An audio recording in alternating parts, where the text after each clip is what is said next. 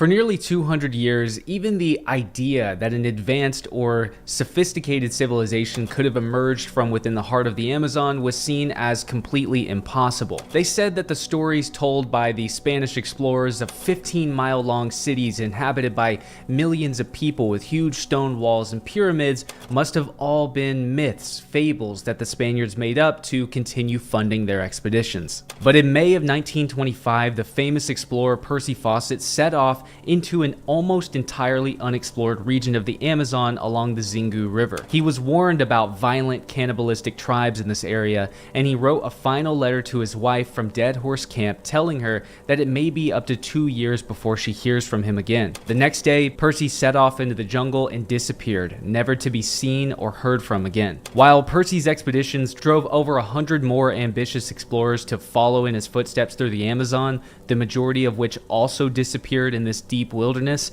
his disappearance is largely seen as marking the end of the great Victorian explorers, some even calling him the last of the great explorers.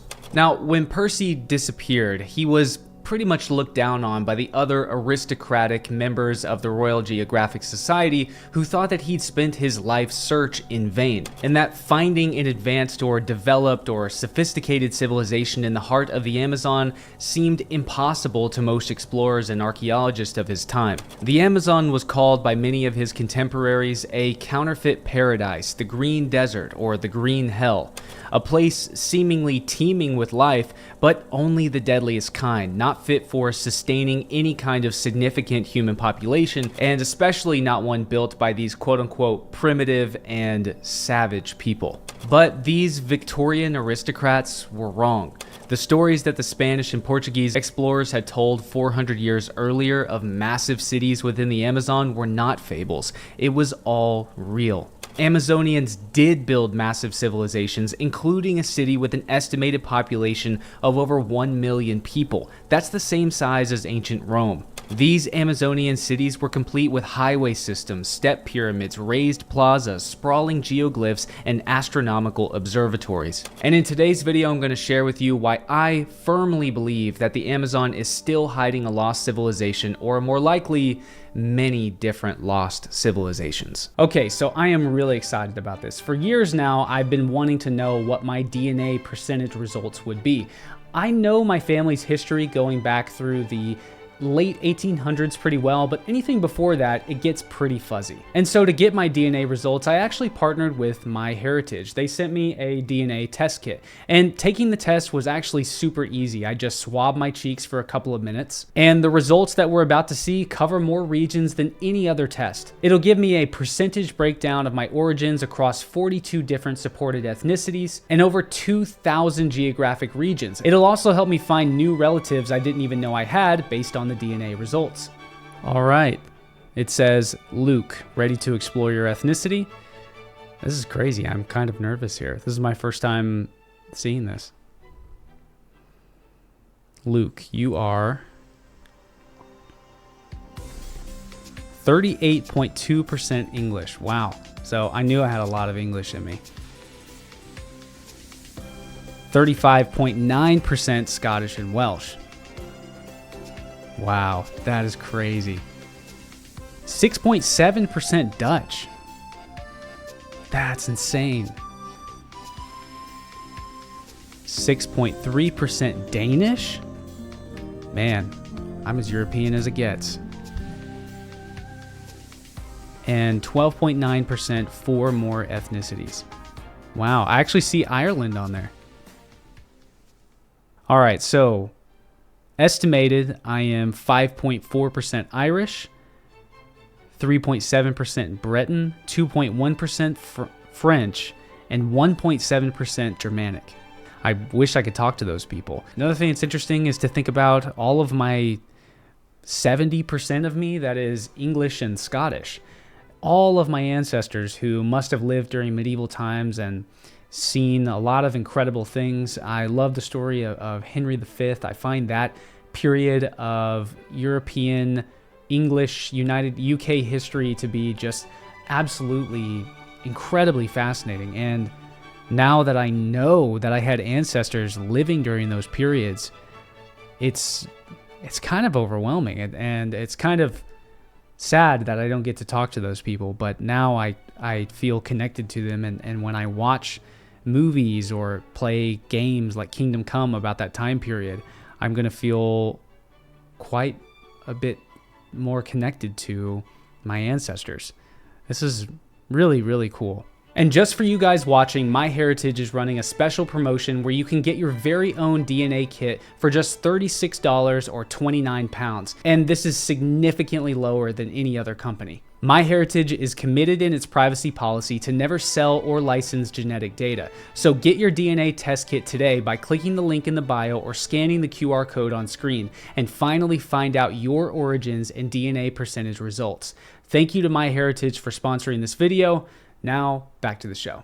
So the Amazon rainforest expands approximately 7 million square kilometers and covers nearly 50% of the landmass of the entire continent of South America.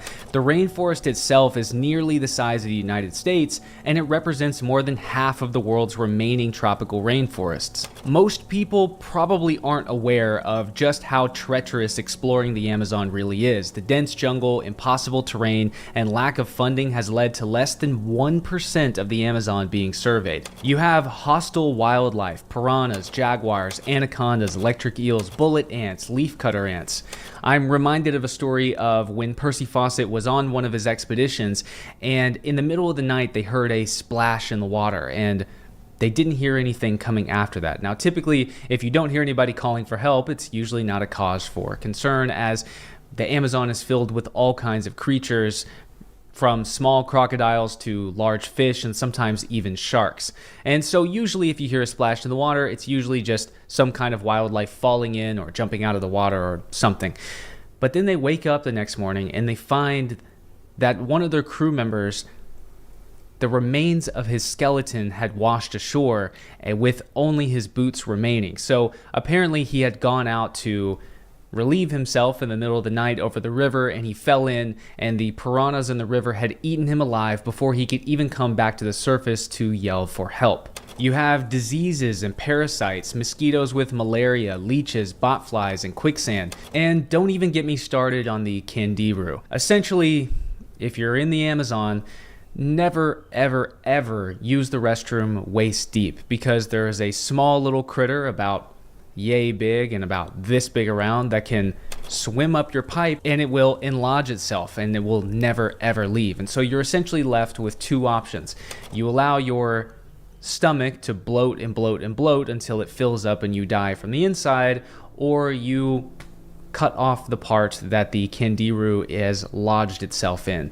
And there were actually explorers who were faced with this dilemma, all of which, as far as I know, nobody opted for the cutting off option, so they perished in the jungle. Another story that I'm reminded of is the reality of small coral snakes. Now, there's all kinds of super venomous snakes in the Amazon, but the coral snake can be especially dangerous because it's so small, but if you get bitten by it, that's the end. Teddy Roosevelt, while he was on his expedition through the Amazon in the early 1900s, one of the local Peruvian indigenous people that he was with, one of his guides, was collecting firewood for the camp at night, and beneath their logs was a curled up coral snake that bit him on the finger. And they had no option other than Teddy Roosevelt describes this man going over to sit down by a tree, and his other indigenous friends going and sitting over him and performing a mourning ceremony over him and crying over him, and they left him sitting underneath that tree to die. So the Amazon is extremely dangerous. And that's not even mentioning the extreme weather. Torrential rains can cause flash floods at night. The heat can be well over 90 degrees Fahrenheit with 100% humidity. This zaps your strength. And while I have not experienced this in the Amazon, I have experienced it in Guatemala. And let me tell you, it was the worst 8 or 9 days of my life. I was so sick. I was so tired. The Guatemalan jungle, the humidity just completely zaps all the hydration from your body, and getting water is already difficult. I can't imagine what it was like 100 years ago when you're stuck out in the middle of the Amazon and none of the water none of the fresh water is potable for you, and all of it has to be cleaned or boiled before you can consume it. But I was so sick, and the mosquitoes alone had torn up my arms. It's probably impossible to see on camera, but my arms are completely scarred with mosquito bites from Guatemala and the Peruvian Amazon when I went to go see Machu Picchu. I was completely zapped of energy, and there's absolutely no way that I could have done an all-day long expedition for months on end in the condition that I was in. I was actually so sick that I was about 75% deaf in both ears. It was quite alarming. Then you have navigation difficulties. Compasses spin in the wrong direction when standing over magnetic deposits in the ground, and it's so far out in the wilderness that most GPSs probably aren't reliable, and most maps for the regions that you're wanting to explore are outdated or are no longer accurate, as the landscape can change in just a few years in such a tumultuous environment. And then you have limited resources. Food and water is hard to come by. Like I was saying a moment ago, the water's not potable, so all of it has to be filtered, cleaned, or boiled before it can be consumed, and it's just really difficult, essentially impossible, to filter or purify enough water to realistically sustain yourself without getting sick in some awful way. And then acquiring food is difficult because most of the plants in the Amazon have adapted in this vicious environment and are not just orange trees and apple trees for you to go pick and eat. And then you have small game, which is plentiful in the Amazon, but everything in the Amazon, again, has adapted to this extremely dangerous and deadly environment. So all of the animal life, the small game that's there, is completely stealthy, and you will never see them before they see you, which makes killing and hunting extremely difficult. And finally, the most deadly thing in the Amazon, the very last thing you'd ever want to come across, is another person that you didn't expect to see in the Amazon. You have illegal loggers, you have drug traffickers, you have semi-contacted, or even worse, completely uncontacted tribes that still inhabit the Amazon today. And I can tell you, all those groups of people are not very kind to unwanted eyes and outsiders walking onto their territory. And many of these reasons are factors for why, for the last 200 years, most experts have believed that the concept of a highly developed, advanced, sophisticated civilization growing from out of the Amazon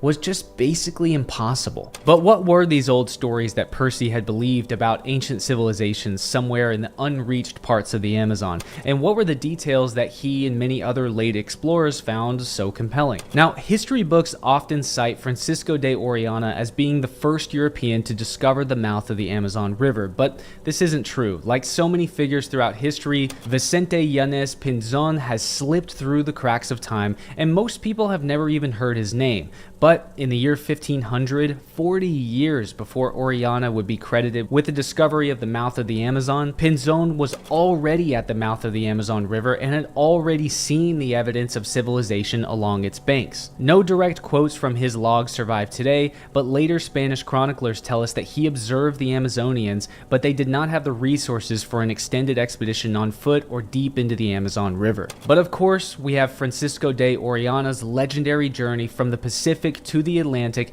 navigating the entire length of the Amazon in 1541. But it isn't from Orellana directly that we hear of what the men on the expedition saw, but rather from a Dominican friar named Gaspar de Carvajal, who kept a record of the expedition. In his journals, he says, "We came upon a very large settlement where there were many people, and they came out to meet us with their bows and arrows ready for war. Riverside tribes farmed turtles and produced luxurious goods for unknown inland empires, with great skulls in their crafts. We came upon a very large settlement where there were many people, so numerous that they filled the banks of the river, and their houses stretched far along the shore. The villages we saw were so great in number and size that they extended for leagues along the river, with houses closely set and many inhabitants. We passed a town so large that it had more than 2,000 houses, and the people came out in canoes numbering in the thousands to oppose us. The river was lined with settlements, some so populous that we marveled at their extent, with fields and orchards stretching far inland. We saw a city of such magnitude that its houses and streets seemed to rival those of Spain, with people in great numbers living in order and abundance." And for the next 100 years, more and more Europeans descended down into the Amazon River as a result of colonizing South America's Atlantic coast. They see more great cities with large buildings, houses, palaces, walls, and millions of people. But by the early 1700s, something very strange was happening. When expeditions were sent down the river, none of the explorers or merchants saw cities of any kind. Only small, temporary villages set up on the river's bank inhabited by skittish and sickly-looking people. Before long, professional explorers and archaeologists would label the Amazon a quote-unquote counterfeit paradise and a green desert, completely lacking the resources needed to sustain the kind of civilization that the Spaniard explorers described seeing. Never again would any European claim having seen these large cities that the Spanish and Portuguese once spoke of. That is, except for a single document written by an unknown Portuguese explorer in 1753. The explorer describes following a path through the Brazilian Amazon which led to and past a waterfall and eventually to a large, abandoned, and gated city. There is a large square in the middle of the city with an obelisk of black stone, very notable, and in each corner of it is a spire in the style of the Romans. Over the principal portico of the street there is an inscription of characters which for not understanding we could not copy. On one side of the said square, there is a temple or principal church with statues, and at its entrance there is a figure of a man carved in stone with a crown on his head and a bow in his hand. The houses are of stone, well worked, and some with roofs fallen in, but many still standing, showing great symmetry and order in their construction. Beyond the city, there are fields that seem to have been cultivated and roads paved with stones leading to other places unknown to us. And these documents were uncovered by none other than Percy Fawcett himself while studying at the Library of Rio de Janeiro in Brazil in 1914. Now, Percy Fawcett, when he first arrived in the Amazon, was in the year 1906, and he was working on behalf of the British Royal Geographic Society, and he was attempting to map the border around Brazil and, quite frankly, possibly working as a spy for the British. But during this very first expedition, he began seeing artifacts and pieces of pottery that didn't really make sense and seemed to go against the, as he said, narrow-minded convictions and preconceived notions about the Amazonian world that the British had essentially handed over to him. And he began hearing stories of these ancient, lost, grand cities and civilizations that still existed somewhere in the farthest reaches of the Amazon. And during this initial expedition, he became obsessed with this idea. And it was also the discovery of a small, obsidian, transparent, almost glowing black stone statue that he knew somewhere far off in this wilderness existed, or once existed, a lost ancient civilization. And while Percy knew that he was not actually looking for the exact same city that was described in manuscript 512, he used it as fuel or as evidence that this concept of many different grand lost cities in the Amazon or civilizations in the Amazon was probably true, and that his expeditions were a worthwhile pursuit, and that to find this lost city could completely rewrite world history and change our perspective of indigenous Amazonian people and South America as a whole. And as an anthropologist who's incredibly invested in the pre-Columbian world of Central, South, and North America, I think that Percy Fawcett's motive and that his reasoning and that his pursuits were completely justified, and to a certain extent, he was exactly right. Because even when I study pre-Columbian Andean civilization, I can see the influence of an otherwise unknown and as of yet undetected presence somewhere in the Amazon that trickles into the Andean world and influences a city called Chavin de Huantar, which in some ways is considered the mother culture of the Andean world.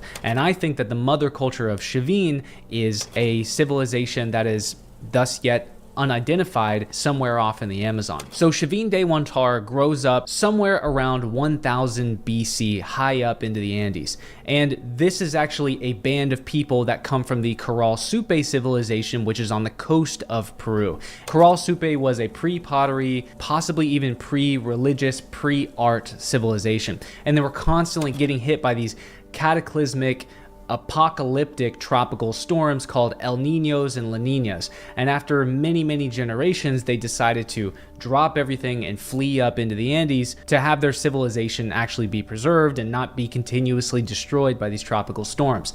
And it's right when they get to the Andes that we know that they come into contact with Amazonians. All of a sudden, we see these Corral Supe people. We can follow their DNA sequences all the way up to Chavin because we have burials going from one site to the other and back.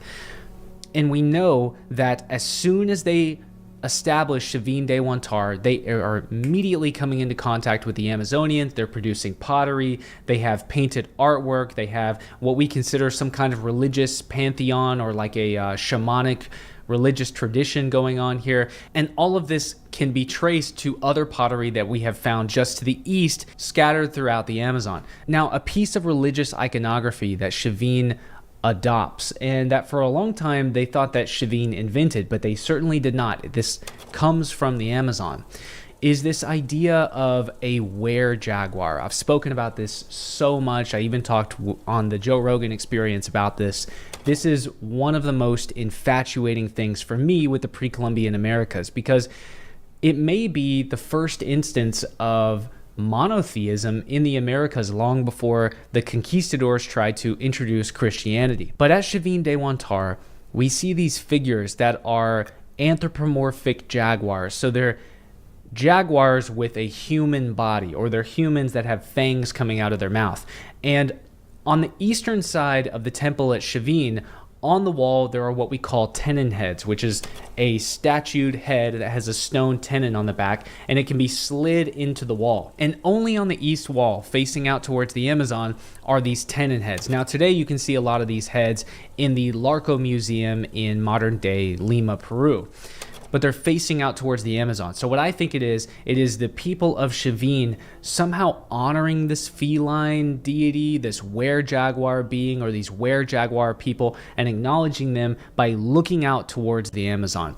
And just as you study more and more Chavin, and you study the contemporary Amazonian cultures, of which we found some bits of pottery, but not really found the exact location of where all of this artwork comes from, you can see that Andean civilization is actually being influenced by the Amazon. And to me, the more I look into Andean civilization, Amazonian civilization, ancient Ecuador and Colombia, the more it becomes obvious to me that the origin of South American civilization, religion, iconography, artwork, and pottery must be coming from the Amazon. And in fact, I believe it's Teddy Roosevelt's granddaughter who discovered an archaeological site on the southeastern coast of South America that is about 20,000 years old, that has early, very primitive pieces of pottery in a place that we would have never expected. So actually, some of the earliest evidence that we have for habitation going back 20,000 years in South America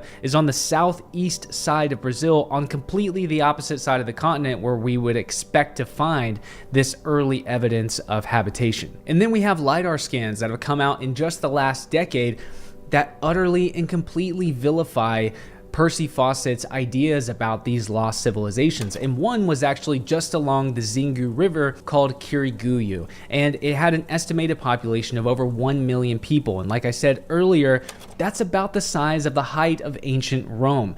Absolutely, completely gargantuan sized city, complete with step pyramids, terraces, plazas, long highways stretching off into the far distance in the Amazon. And it was exactly near the Mato Grosso region where Percy Fawcett told his wife that he expected he would find a lost city. When he set out into the area, he was never heard from again. And it's my belief that these lost ancient South American cities of gold that were told to the Spaniards and later perpetuated by the Spaniards, these were not myths, these were not fables, these were real cities that actually existed. It wasn't just one city, it was many different cities. And that's why you hear this idea thrown around that the Native Americans were lying to the Spaniards saying, that city of gold you're looking for, it's just beyond that horizon. And then when they get over there and meet that native civilization, they say, oh yeah, it's just a little bit further, just beyond that horizon. You'll see it.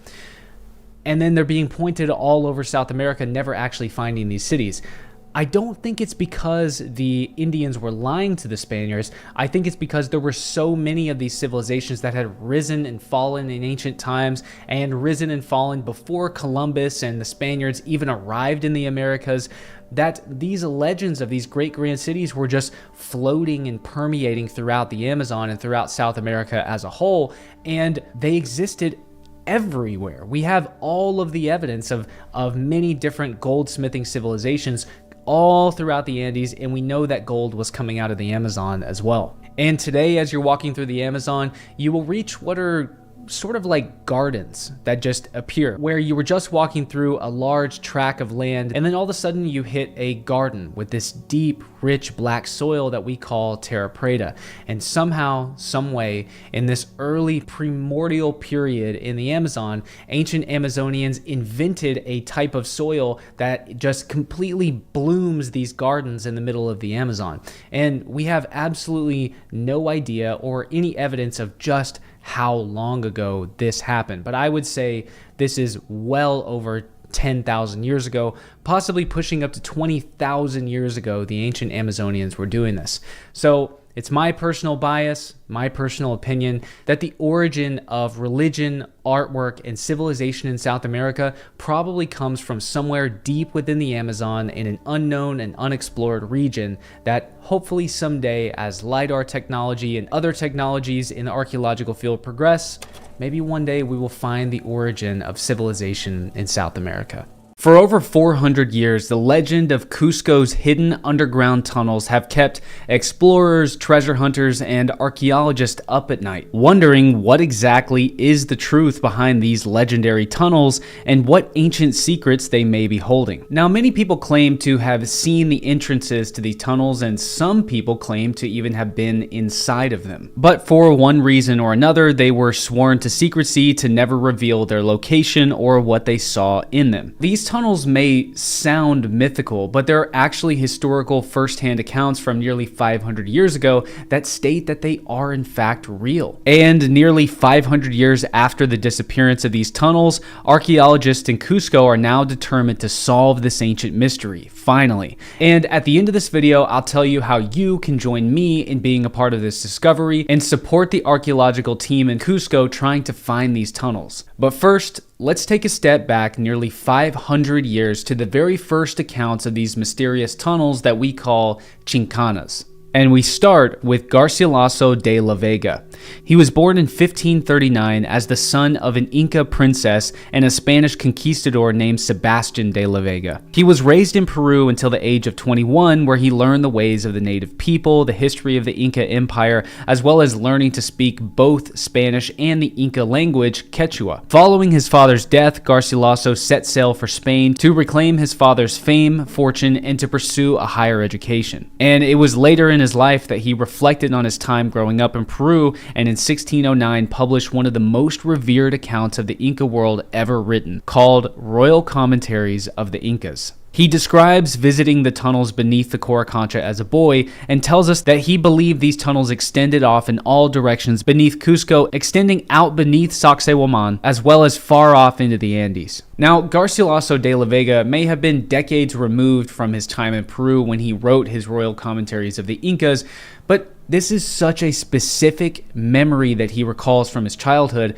that I don't think this is something that he is unintentionally making up. I think this is certainly something he absolutely experienced. There were tunnels beneath them so that one could pass from one to the others below ground as well as above it. The tunnels were made with great skill. There were so many underground passages, large and small, twisting and turning in all directions with so many doors, all of the same size, but some opening on one side and some on the other, that anyone entering the maze soon lost his way and was at a loss to find a way out. Even the most experienced dared not to enter without a guide.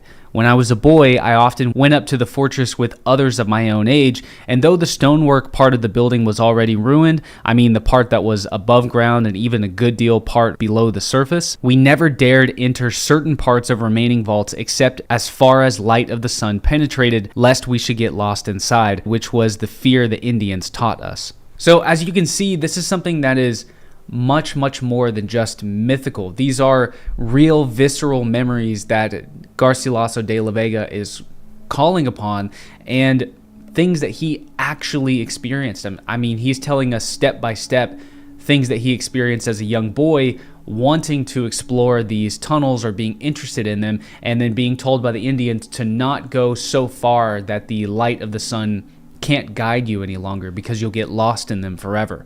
So this is not something that he is just misremembering decades later as an old man.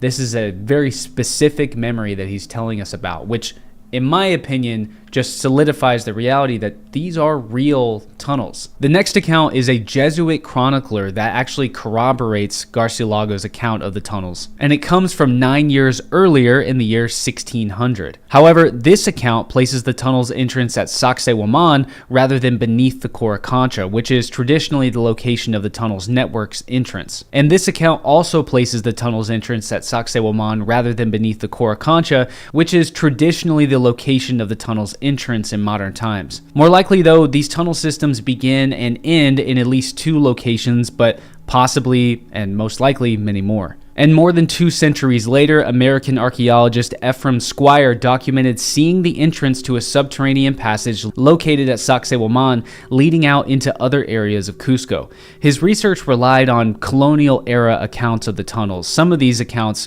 we either no longer have access to or just no longer exist. And there are so many lost colonial-era accounts of first contacts or discoveries that the Europeans were making throughout the pre-Columbian world that are just completely lost to us today. There's an entire world of information about the pre-Columbian world from the conquistador point of view that is just completely gone. Who knows what kind of documents that have just eroded away in some Spanish basement that could have illuminated not only the Inca world, but the rest of the Americas for us. There's just so much that these first explorers saw that was written down and just doesn't survive 500 years later. And this has led to so many myths and legends about the Chincanas that we can neither prove nor disprove, having not quite found them yet. One of the stories that I've heard is kind of funny. It's this story of the golden cob. Now, the first accounts of conquistadors seeing the city of Cusco, it was absolutely amazing. And there was even a place that has been named in post-colonial times called the Garden of the Gods, or the Golden Garden, that existed in Cusco, where every bush and animal and flower and insect and tree was made entirely out of gold. And even the roofs of the Inca households in Cusco and the temple houses were lined with gold as well. This was an incredibly wealthy city, maybe perhaps the wealthiest city in all of the pre-Columbian Americas as far as we know. And so inherently one of the legends about this city, when we're talking about the legendary tunnels beneath them, is a lot of people think that this golden cob, as well as other golden artifacts that would have belonged to the Inca emperor, were stored away in these chincanas far underground so that the Spaniards would never find them. Well, I don't know the veracity of something like that. I don't know how true that is. I do know that pre-Columbian Americans did not necessarily view gold as imbued with the same kind of wealth necessarily that the conquistadors did. The Aztecs, when they saw how much the Spanish essentially lusted after the gold and that they would kill for it and that their eyes widened and they became like ravaged dogs for the gold, they were kind of taken aback by this because their use of gold tells us that they know that gold had valuable properties and that it was malleable and that it was essentially eternal, it would last forever, that you could never damage it, that there was something divine about gold. I think that pre-Columbian Americans gave gold a spiritual, esoteric, religious significance and not necessarily the significance of wealth. So I don't know that the Inca emperor's initial instinct would have been to hide these gold artifacts from the Spaniards. I just don't know. Now, here's one that I have spoken with Peruvian archaeologists about, and I can never quite get a firm grasp as to what actually happened. But these stories seem to go from the mid to late 1800s all the way to the mid 1900s of explorers and treasure hunters going down inside the Chincanas and becoming lost and never being seen again, never being able to be found. And somehow this prompted the Peruvian government to essentially dynamite the tunnels and blow up the entrances so that no one would ever become lost in them again. But I just don't know if the Peruvian government would actually do such a thing. And that's kind of the hard part about the pre-Columbian world, is that it is filled with a lot of myths and a lot of legends, and things essentially get perpetuated so quickly, and it's really hard to find out what exactly happened. We're really on the pre-Columbian archaeology in some ways is sort of like the Wild West, and we're just now kind of getting the reins of pre-Columbian archaeology and understanding really what's going on. Then in the 1940s, there was supposedly a Dominican friar and church bell ringer who discovered the entrance of the Chincana beneath the Spanish church that was built over the Coricancha, which the Coricancha was the central temple dedicated to the sun in the middle of the ancient city of Cusco. And according to the Dominican friar, this chamber, as a part of the Chincanas beneath the Coricancha, was said to have been filled entirely full of gold and Inca artifacts. But they had to swear to secrecy, so none of the treasure was removed, and the entrance was never revealed. There is also another count from the 1980s of a man being led into the tunnel system by a priest working at the Coricancha, and he too was sworn to secrecy, and the entrance location was again never revealed. So again, there's legends, there's myths, there's people who say they've seen them, they've seen the entrance, they've gone inside the entrance, they've seen the tunnels, they've seen artifacts inside the tunnels, but yet no photo has been officially produced and no exact location of the tunnels has ever been given thus far. For centuries, people have speculated and spread rumors about the location of the Chincanas, but it wasn't until November 2024 that ground-penetrating radar surveys officially detected a void beneath Sacsayhuaman, and in 2025, excavations have begun under the direction of Peruvian archaeologist Jorge Calero Flores, who I've actually had the pleasure of meeting and performing an Inca sunrise ceremony with last year, and just last month, I was fortunate enough to be able to visit the excavation and was even allowed to enter another void that was recently found inside Sacsayhuaman's fortress as well. The further they excavate, the GPR continues to detect a cavity below the excavation site, and it could be just another few weeks or months before they finally broken into the lost tunnel system. Jorge's team has also expanded their search from Sacsayhuaman down into Cusco, just across the street from the Coricancha, and I was shown this location where Peruvian archaeologists believe they may be able to access the tunnels branching out from beneath the temple. So what actually were the Chincanas? I have seen so many theories about this, but what is actually realistic? It's commonly said that the archaeological site of Sacsayhuaman is actually a fortress. You look at it and it sort of looks like that. It's on the edge of this hillside and it has these huge walls all the way around it with only a single entrance at the very front. It looks like something that could be a military fortress. And it's commonly theorized, or people have been saying for centuries, including Garcilaso de la Vega, that the tunnels branch out from Sacsayhuaman down into Cusco, potentially into the Coricancha and other parts of the city that have been just covered up in the modern day.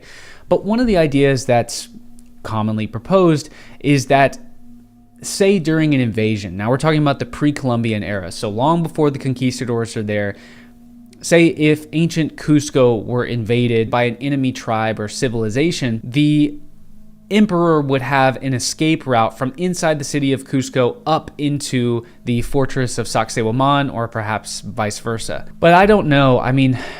I don't know exactly how realistic this is. The Inca certainly were very adept at warfare, but that kind of war where the Inca are being invaded in their own city wasn't something that necessarily happened or that we have proof of. More so, how the Inca expanded their empire or how they engaged in warfare was, well, trying to avoid war at all costs.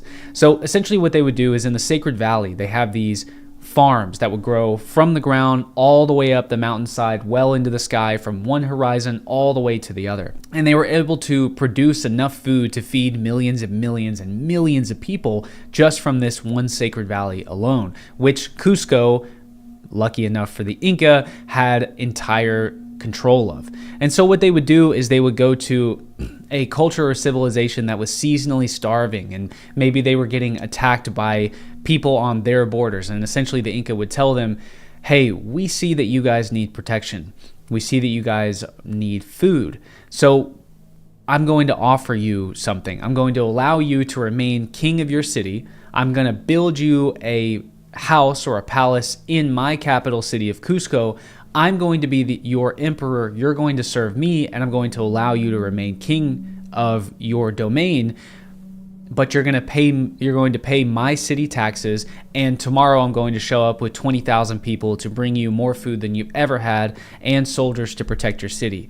And if you don't do that, I will just completely annihilate your entire city. And almost always, as far as we know, basically always, that king thought that that was a pretty good deal and would become assimilated into the Inca Empire. So the idea that they're building escape route tunnels inside Cusco specifically for the king to be able to get out of Cusco up into the fortress of Sacsayhuaman, I just don't know. I would put that further down on my list of possibilities. And as I addressed earlier, I don't think that it was a secret cache for hiding treasure from the Spaniards. That sounds like a tremendous amount of work. And the Inca wouldn't have had enough time. From the time that the Spaniards showed up to the time that they conquered Cusco is like that. It's basically immediate. So it's not a secret cache for the emperor's gold either. It's something other than that. My guess is it's probably two things at the same time. All around the pre-Columbian world, sites like Teotihuacan and Mitla and Yaxchilan and Chichen Itza are built over or right next to natural underground caverns that have been modified for the use of pre-Columbian peoples. And we don't really know what their perception was of natural cave systems and why exactly they modified them and what their belief about them was esoterically, spiritually, religiously, cosmologically. We don't really understand their understanding of these, but all throughout the pre-Columbian world, there were cities built over natural cave systems, and Cusco is no exception. But why did they do this? Again, we really have no idea. This is something about their worldview that is utterly lost to us after the complete evisceration of pre-Columbian civilization.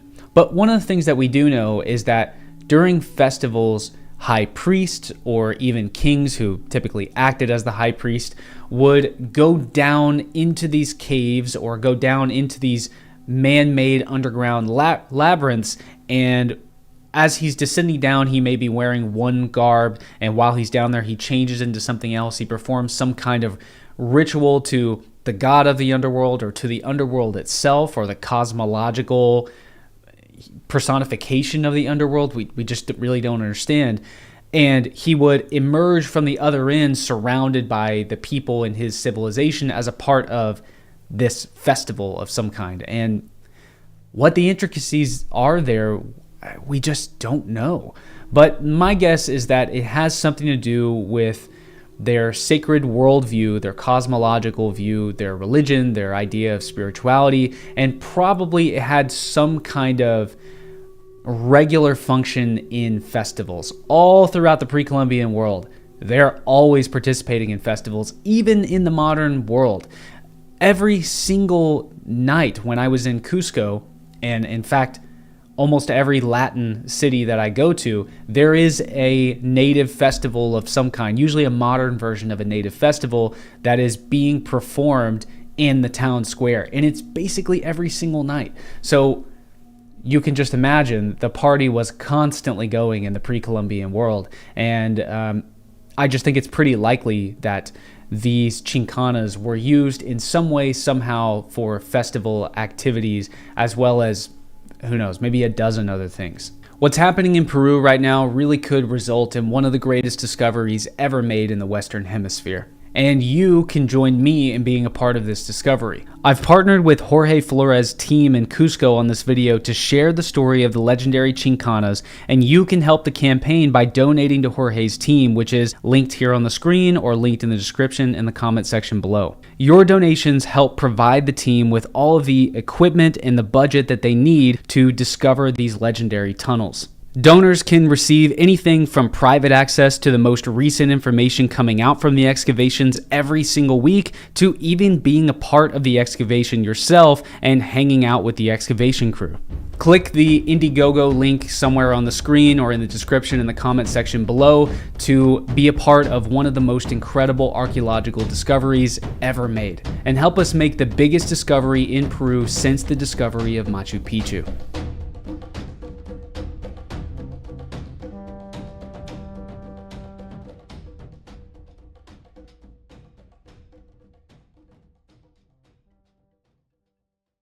So, one of the most overlooked aspects of the history of the Second World War is the interest that Nazi spies and scientists had in South America, and especially in the Amazon. Prior to World War II, German scientists and spies were sent all around the world looking for ancient artifacts and treasure to bring back to Berlin, which supported the Nazis' Aryan race theory. This search sent them across the world, from Central Europe, Greece, Scandinavia, Tibet and the Himalayas, the Middle East, and even Asia. But most people don't realize that the Nazis were also in South America, poking around in the Amazon, and even had secret missions planned to study Tiwanaku and other sites across the Andes. In an official sense, the Nazis were in South America on an ethnographic and ecological research mission. But the real reasons behind their interest in South America, and especially the Amazon, are much deeper, darker, and more mysterious than that. But we have to start with the Ahnenerbe. The Ahnenerbe organization was created by the Nazi Party in 1935,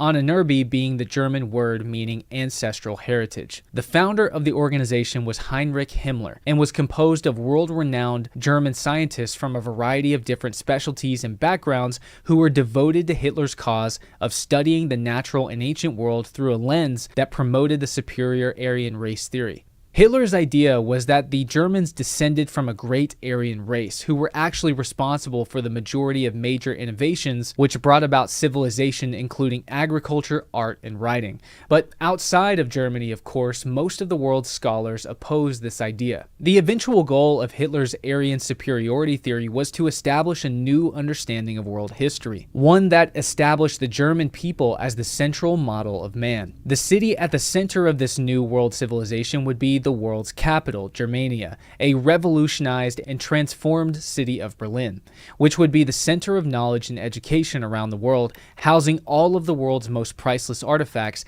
and the hub of new and advanced technology. This would be the center of Germany's empire, but first, Germany needed to build the empire. Now, the goal of building an empire is to acquire foreign natural resources to fuel the center of the nation, in this case being Germania. Germany began with conquering Poland and putting the rich Polish coal mines and steel production facilities to work, supplying Germany's ever-growing military and industrial needs. Germany also solved its food shortage crisis by harnessing Poland's plentiful grain and potato farms as well as its livestock. They used Norway and France's iron ore for steel production. They used the region of Ukraine for oil to fuel the German army, as well as their fertile grain fields to feed the German people. They extrapolated oil from Romania and Czechoslovakia, and even metals from Greece. Germany then began the invasion of oil-rich northern Africa, but the Nazis' real ambitions went so much farther and much, much deeper than just conquering the territories and natural resources around Greater Europe and the Mediterranean. Himmler was fascinated by the idea of semi-mythological artifacts that he thought could support the Aryan race theory.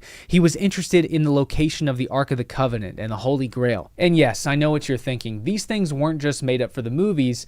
These things actually happened. The Ahnenerbe organization launched several expeditions around the world looking for old world cultural artifacts, but their first expedition was actually down into the Amazon 5 years before the Second World War began. We don't know exactly when the first mission began, but it was most likely sometime in late 1935, which was shortly after the formation of the organization that summer. The scientific aspects of the mission were planned out by SS member Otto Schultz-Kampfinkel and was carried out within the Jari River region of the northeast Amazon. So little information is understood of the mission's intentions and objectives that even information of the expedition's ground leader, SS officer Joseph Greener, is sparse at best. His exact rank, background, education, and previous achievements are almost entirely unknown. The only thing definitively known about him is that he was a trusted officer serving under Himmler who was buried in a Nazi cemetery in the Amazon after perishing during the expedition following a 60-mile trek through the dense vegetation and raging rivers. The only thing we know for certain about the expedition are its official objectives given to the local government, which was to collect ecological and ethnographic scientific information and data about the rainforest. In reality, though, judging from the Ahnenerbe's later missions, the expedition's real goal was to collect data on rubber farming operations in the region and scouting areas for German occupation, as after the expedition, Scholz later proposed an idea to Himmler for a German Guyana, replacing the existing French Guyana. The mission was launched just prior to Germany's 4-year rearmament plan beginning in 1936, which aimed to make Germany a self-sufficient country. The rubber in the Amazon, if it could be harnessed by a German colony, could supply the rubber demand for Germany's military and civilian needs, and importing rubber from a German outpost in South America would be significantly cheaper than continuing to buy it from Asia. Furthermore, a German foothold in South America may have eventually led to an attempt to control the Panama Canal, and this is backed up by reports of German agents who had been caught collecting data on the Panama Canal between 1938 and 1942, but are suspected to have been there prior to 1938. Now, these Germans were spies as well as they were scientists, so they were no doubt genuinely interested in the scientific data and findings gathered during the expedition, granted in hopes that their finds might produce some kind of evidence for their grand Aryan race theory. They gathered over 1,200 artifacts from the Aparai, Wayana, and Wahhapi tribes and sent the artifacts back to Germany to be studied and put on display at Berlin's Ethnographic Museum. Although not officially recorded, an unspoken interest that must have, at least in part, been at the heart of the expedition was the hope that these explorers might come across information pertaining to the location of either El Dorado or Percy Fawcett's lost city of Z. Now, some may say this is a stretch, but it isn't. This is exactly in line with the ambitions of South American explorers just 1 decade prior, as Percy Fawcett had only gone missing looking for his lost city of Z just 10 years prior to the Nazi expedition into the Amazon. So this was undoubtedly something that was, if not in the front of these explorers' minds, at least on an unofficial sense, it was definitely in the back of their minds and inspired the expedition. But Nazi explorers and scientists were extremely secretive about their findings and discoveries. So if any major archaeological discovery was made, it was never disclosed to the public, the information was lost or destroyed. The Nazis also had an interest in Tiwanaku, stemming back to the exploration and research conducted by German architect and archaeologist Edmund Kiss, who visited Peru and Bolivia in the 1920s. He refused to believe that the monumental stonework at Tiwanaku could have been the result of the locals' indigenous native ancestors and posited that a lost master race must have been responsible for these ancient ruins. This fascination later carried onto other sites in Peru in and around Cusco, such as Sacsayhuaman and Ollantaytambo. In the late 1930s and early 40s, Peru's German population was over 20,000, and the number of Peruvian Germans registered and actively operating within the Nazi Party was over 200 people at least. A Nazi flag was even flown over the small Peruvian town of Pozuzo, and this was the base of espionage and data collecting among Nazi operations within Peru. Ultimately, though, like most explorers who braved the wilds of the Amazon, the jungle conquered them. The brutal vegetation, unpredictable weather, and dangerous rapids of the Jari River submitted the efforts of the German explorers, destroyed their high-tech seaplane, which was intended to embody the German technological superiority over this wild land, and forced the inexperienced Germans to rely on dugout canoes built by natives and indigenous guides, which caused tensions and issues within the party due to the Nazis' disdain for these quote-unquote primitive people and their hesitance to listen to native wisdom. And there is actually still a monument standing to this day which marks the end of this Nazi expedition into the Amazon. The swastika-topped wooden cross that stands over the grave of SS officer Joseph Greener, which reads, "Joseph Greener died here on February 1st, 1936, in the service of German research." In all likelihood, Greener probably died of malaria or a similar disease, although the officially recorded reason is that he died to a fever. Although the expedition was not officially completed, the surviving officer of the mission later suggested to Heinrich Himmler that they eventually pursue conquering and establishing a new colony of German Guyana. This is the dead giveaway as to what the mission's true goals were. But the Aninurbi organization's esoteric and mythological agenda in the Amazon, whether they were looking for an ancient city or esoteric and semi-mythological ancient artifacts, is still completely unrevealed.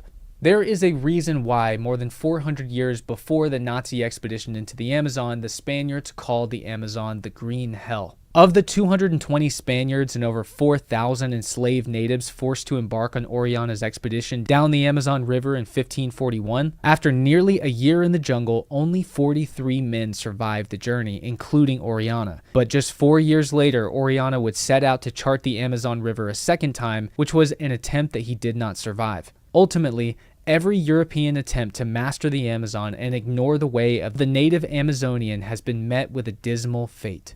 I'm Luke Caverns. If you'd like more videos covering the history and mysteries of places all around the world, well, please like and subscribe for more.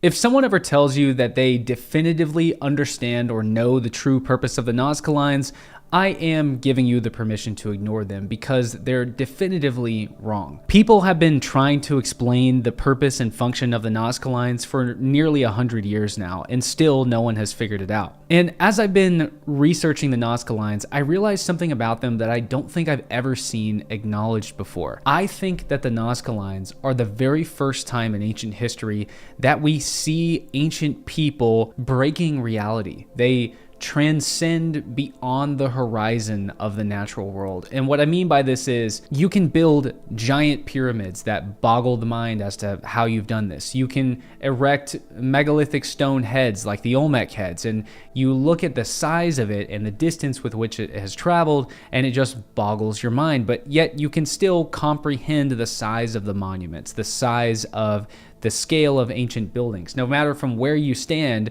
you can comprehend the size of these things. The Nazca lines may be the first and maybe the only example in all of the ancient world where no matter where you stand, no matter what strategic position you put yourself in, it is not possible to comprehend the size of the Nazca lines.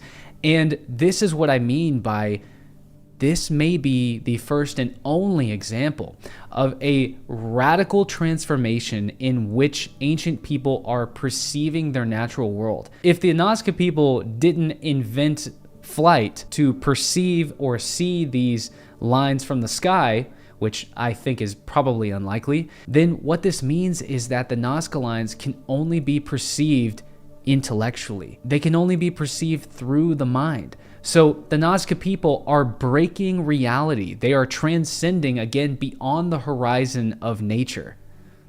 And I find that fascinating. Okay, so the Nazca culture. We don't know exactly when it begins. It probably starts sometime around 500 to 400 BC, but their pottery really gets amped up sometime around 100 BC. Now, when you mention the Nazca, most people are going to think of the Nazca lines, the thing that makes them famous, this enigmatic mystery that is unlike anything else around the ancient world. But one of the things that I love about the Nazca, which is probably my nerdy anthropology side coming out, is Nazca pottery. It is so colorful, so vibrant, so well preserved. The colors just pop out at you. You have these really vibrant reds and blues and whites and greens and yellows, and they have these wonderful depictions of the Nazca mythology, the Nazca pantheons. You have feline gods, you have snake-headed gods, you have gods who cut the heads off of people and carry them around and fly in the sky. It's a beautiful style. And I've actually been looking around for Nazca style decor to put around my house, and for some reason it just doesn't exist. And when I look at Nazca pottery and Nazca art, I always wonder, we have evidence of this art beginning sometime around 100 BC, and it's really ramping up after that point. But the art style is so perfect, and it's so beautiful and so unique to the Nazca people, and yet iconic and just perfect. There's nothing wrong with it. And I wonder, how many generations, how many centuries or millennia does it take for a culture to get to the point where their artisans have developed their own iconic style that even 2,000 years later, I look at and I'm like, man, that's beautiful. I want to put that in my house. It takes a long time to get to that point.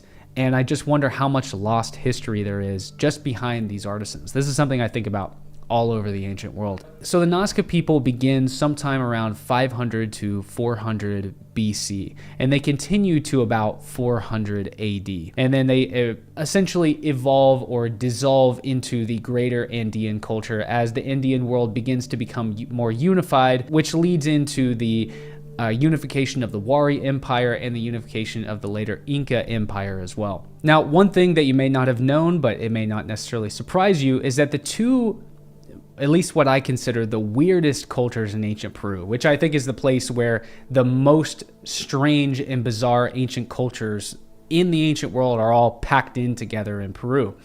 But the Paracas people and the Nazca people, we've gone over why the Nazca are so strange, but the Paracas people, these lived on the Paracas Peninsula on the coast of Peru. And they're famous not because of any structures that they built, not because of any large towns that they built, but because of their burials, their textiles, their iconic art, and from their giant elongated skulls. They practice skull elongation, and we don't know exactly why they did this. We don't know where the precipice of this comes from.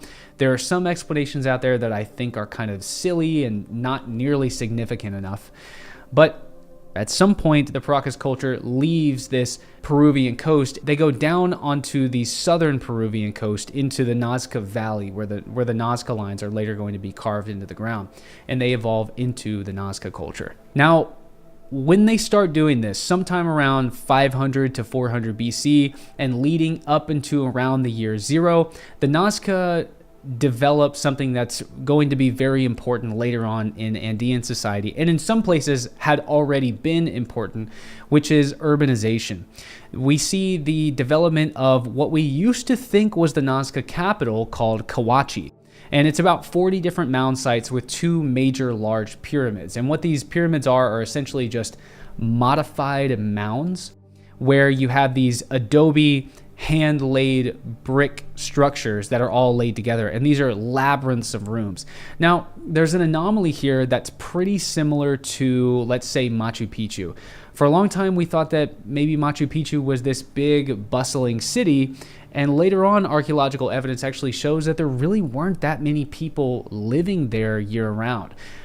What Cahuachi may have been is something more like a Mecca site or a pilgrimage site, where people who lived in the same way that the Paracas culture did, let's say 1,000 years before, where they live in very, very small towns, just little small villages. Some are made out of stone, but most are made out of wood with thatch roofs. These little small villages scattered around the Nazca Valley, probably next to streams and rivers that head out into the Pacific Ocean, they would all meet at certain times of the year at the Mecca center of Cahuachi. And the reason that we don't think that there were a bunch of people living here year-round is because we just don't find that many artifacts at Cahuachi.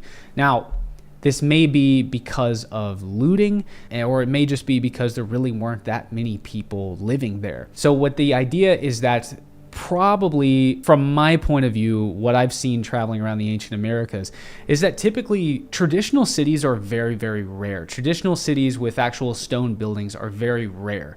Most of the time, it's an inner sanctum with the most important people of that culture. Now, we don't have evidence for kings in the Nazca culture, and maybe kings didn't exist at all. What it may have been more similar to are sacred priests, people who understand the stars and can make astronomical predictions about the seasons. Usually these people develop power and they become important because they understand the sacred knowledge of the world, and through this person that acts as an oracle between the natural world and the divine or the heavens, this person needs to be taken care of, they need to be exalted, and so usually they're at the center of the civilization. I say all that to say Cahuachi was probably a temple center. It was probably an astronomical observatory. It was probably where the priests and the astronomers lived. And I don't know if it was annual. I don't know if it was multiple times a year. It probably was. Everyone would come in from around the Nazca Valley, migrate to Kawachi, and they would have some kind of festival, some kind of thing that brought them all together periodically. It was officially found by William Farabee in 1922. And Farabee actually said that he saw evidence of looting and that he thinks that quote unquote mercenaries, which are just looters, had already sold all of the Nazca treasures of Kawachi to museums and collectors all around the world, and that all of the important artifacts basically had already disappeared.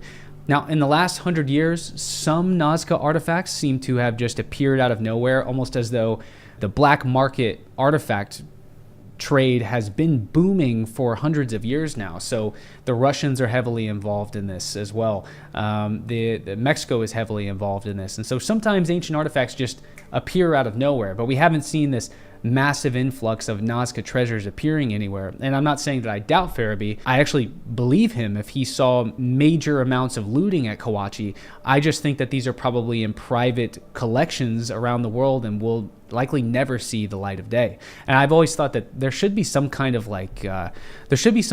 anonymous website where people can at least send photos of the things that they own anonymously in private collections, so that people like me could look at them and study them and know that they exist, because there could be something on a piece of pottery or like a golden artifact. There could be a golden idol that's found that confirms something we've wondered for a century or so, that's just sitting in some trillionaire's basement museum. There's another site that's nearby Kawachi called Estaqueria, and it's definitely residential based on the artifact record that was found in the ground around there, which is basically broken pots and little bits of burnt ground where it looks like there were kitchens or there were fires where food was being made. But this is a small urban area where we find the outlines of the foundations of stone homes, and they have these wooden stakes that are still sitting out of the ground nearly 2,000 years or maybe more than 2,000 years later. And for a long time they thought what these stakes were, but they were probably the corners of buildings where you have these wooden stakes that would have wooden lintel beams going across and thatched triangular roofs hanging over them. That's a pretty iconic building style for all of the pre-Columbian Americas. And these little villages are probably where the Nazca people, the main people, your farmers and your fishermen, were living, while the priests, the people who hold and covet this sacred knowledge, got to live in the big palaces that are at the center of the civilization that everyone eventually migrates to. And this is actually why I think that, let's say, in the Maya world, the Maya world, which is not in South America, it is in Mexico and Central America, what we call Mesoamerica in pre-Columbian terms. This is why I think that the priesthood was eventually corrupted and was turned into divine kingship, because you would have these cults of people who are studying the stars, they're studying the moon and the sun. What they realize is that there is a cycle to the sky, and that by studying these cycles, you can actually predict things in the future. And the more you're able to predict astronomical events, the more you're able to have a control or a mastery of your natural world, and the more it essentially elevates you as an individual. And so I think that these started out as priests who are carrying out these rituals to keep the cosmic wheels turning in the sky, the proverbial cosmic wheel. And eventually, they needed to be propped up. You need these people who are constantly studying the stars. So you need people who are employed to bring them food. You need people who are employed to keep them comfortable. Medicine begins to be created to keep these priests alive. And the priests inherently at some point realize that this sacred knowledge elevates them and puts a wall or a distinction between them and everyone else. And so they become powerful. And eventually all of this knowledge somehow culminates in a single person. Or the priesthood eventually turns into a family.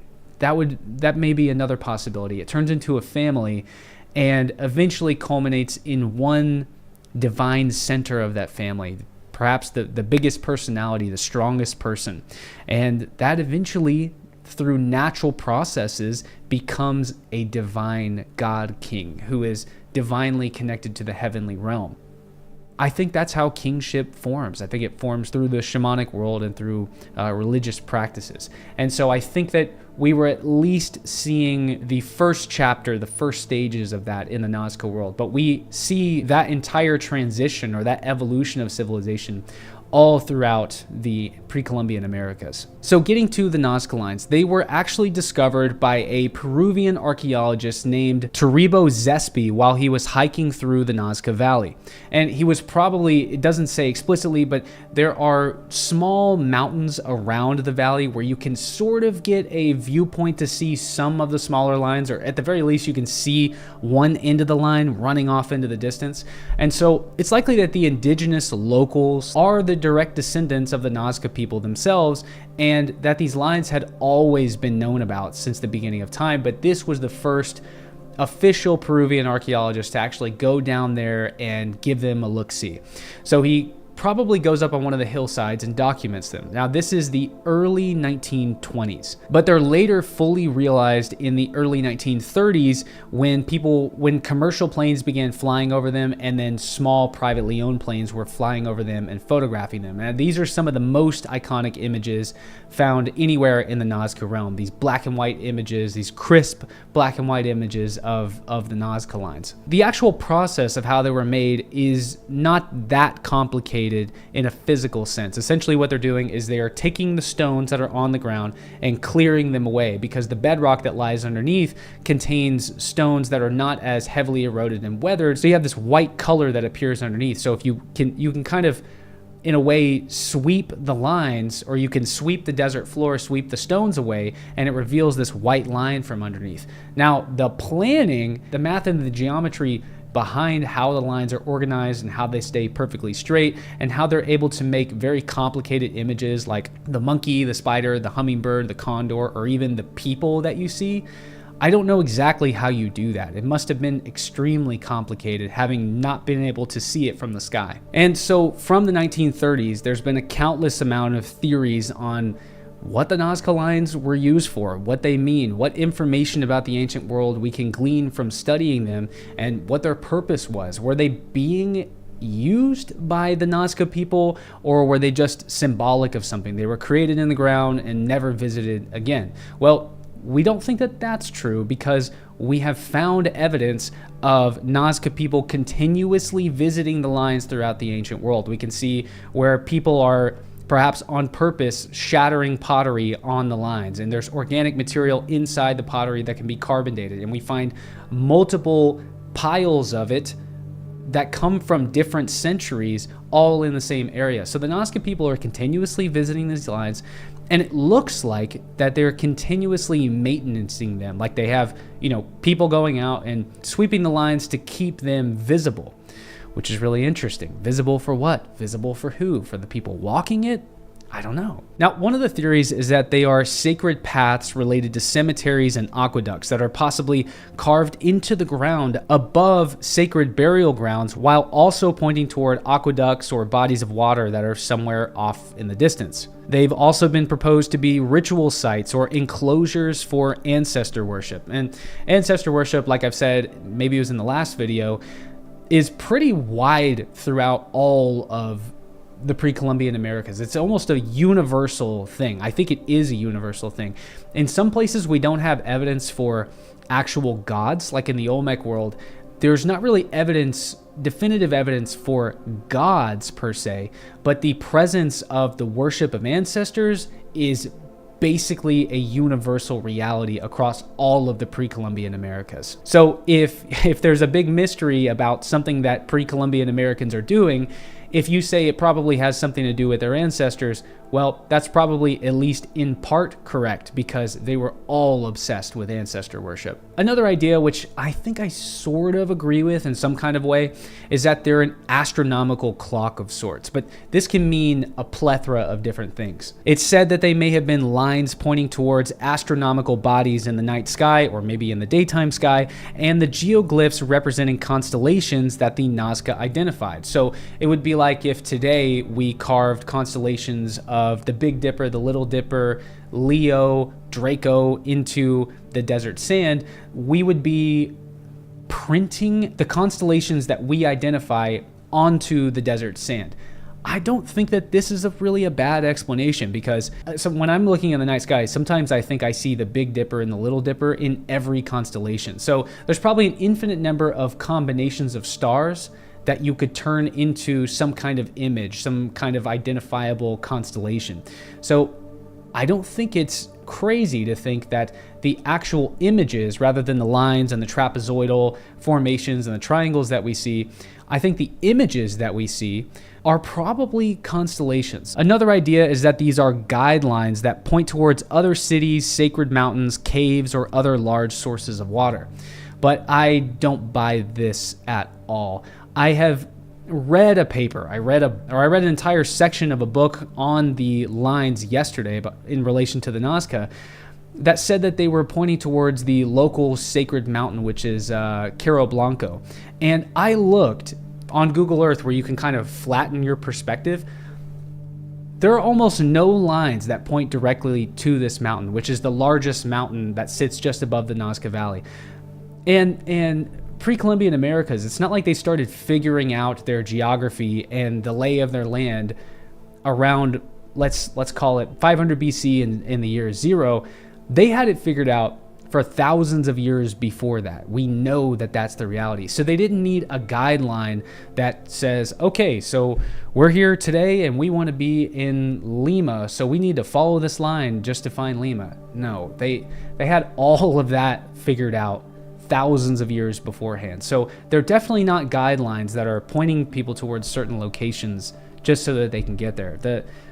That just makes no sense whatsoever. And then we have Eric von Daniken's idea that these are landing strips for spacecraft, totally ignoring the fact that aliens probably don't need landing strips. They probably have 0-point energy or something like that, and they could just raise up, sit in the middle of the air, hover, and go back down. They could probably land wherever they want to. Also, there's nothing in the Nazca archaeological record that makes us think that they were interacting with extraterrestrial beings. Now, I'm not an alien denier. I'm not saying that aliens never visited the ancient world and they didn't poke around with ancient people and mess with them. I don't know. But I definitely don't think that the Nazca lines are landing strips for ancient spacecraft. I think that landing strips are only necessary for our very limited human technology, where we need 1,000 yards for a Boeing 747 to land and finally slow down and release all of its energy to be able to come to a stop. I don't think that aliens that are able to travel all the way across the universe really need to worry about something like that. I'm kind of just poking fun, but Eric von Daniken's theory on the Nazca lines used to be a big deal long before I was born, so I thought it's worth mentioning. And then we have a guy called Jim Woodman, and he was an author, journalist, explorer in the 1970s, and this actually blew my mind. I think this is pretty interesting. It's kind of like a Kon-Tiki raw Thor Heyerdahl expedition here that I was completely unaware of. So Jim Woodman, after he had flown over the Nazca lines in the 70s, it must have been a little prop plane, and he's looking down on them. He was absolutely convinced that there is no way that with the massive scale of the Nazca lines and how they're completely imperceivable from any position that you're standing in the Nazca Valley, even if you try to get up on the mountaintop, you can barely see or comprehend the lines that you're looking at. You can only see a portion of them as they just disappear off into the horizon. And so he's looking at the incomprehensible scale of these things and how high you have to fly just to be able to see them. And he's like, there's no way that ancient people were not in the sky, that the ancient Nazca people were not in the sky looking down on these things, which is, I mean, I don't think that's a crazy thought. I mean, this is something that's breaking reality. The Nazca people, the creation, even to be able to conceive of making the lines. Think about this. You're breaking out of the prehistoric mindset where there are things in front of you and you can only interact with what's in front of you. They are now imagining and perceiving things and creating things that may only be able to be perceived in the mind. They're breaking out of nature. I'm just trying to help you comprehend this idea. They are breaking out of the fabric of reality. which is mind-blowing. When I realized that, when I thought about that, I was like, whoa, I don't think that there's anything else like this. Even the pyramids in Egypt are nothing like the Nazca lines. You can stand at the foot of the pyramids and you can look up and be like, wow, that's a giant pyramid. How did they get those stones up there?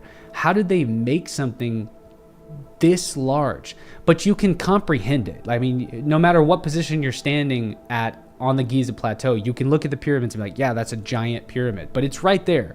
Imagine something so big that no matter where you're standing, it's still too big to see the whole thing, to comprehend it. That's what I'm saying. They're breaking out of the fabric of reality here, just trying to get that into our brain. And so he, like Thor Heyerdahl, how he would, Thor Heyerdahl would create these rafts that are consistent with the materials of the ancient culture that he was studying, whether it was Polynesians or whether it was the ancient Egyptians or the ancient Mesopotamians.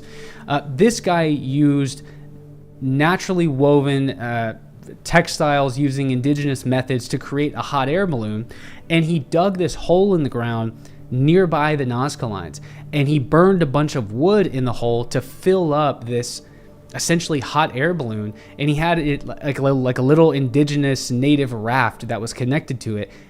And sure enough, he flew over the Nazca lines in this indigenously materially created hot air balloon. And while that's absolutely amazing, there just isn't, I mean, we just don't have any evidence of the fact that the Nazca people were able to make hot air balloons. Now, the method by which he did it was he created this little tunnel or chamber under the ground, and he burned a bunch of wood in it.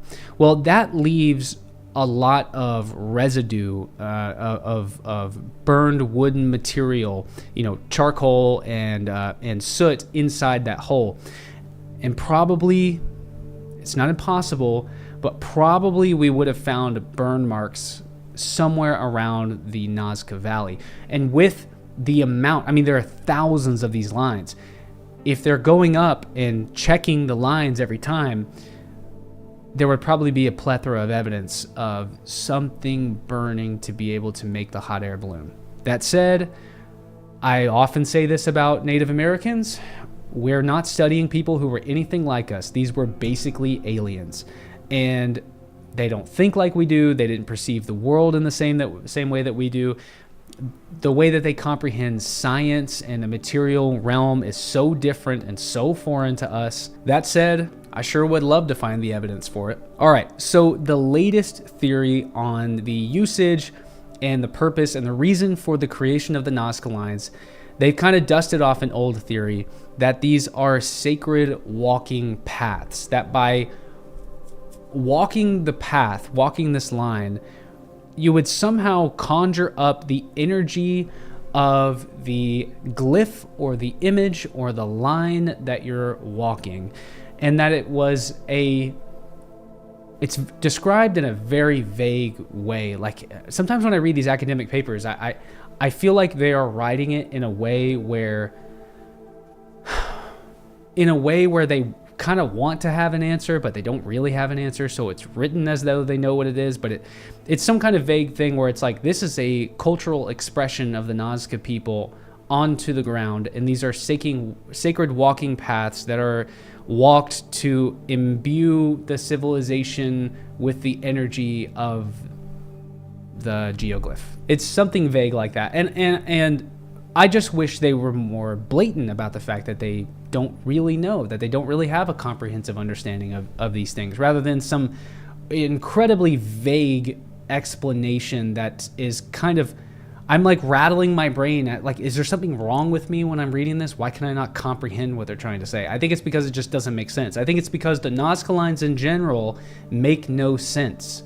Well, why do they make no sense? Well, okay, so first off, I'm not going to say that walking the paths isn't what they were doing. They were definitely very active on the Nazca lines.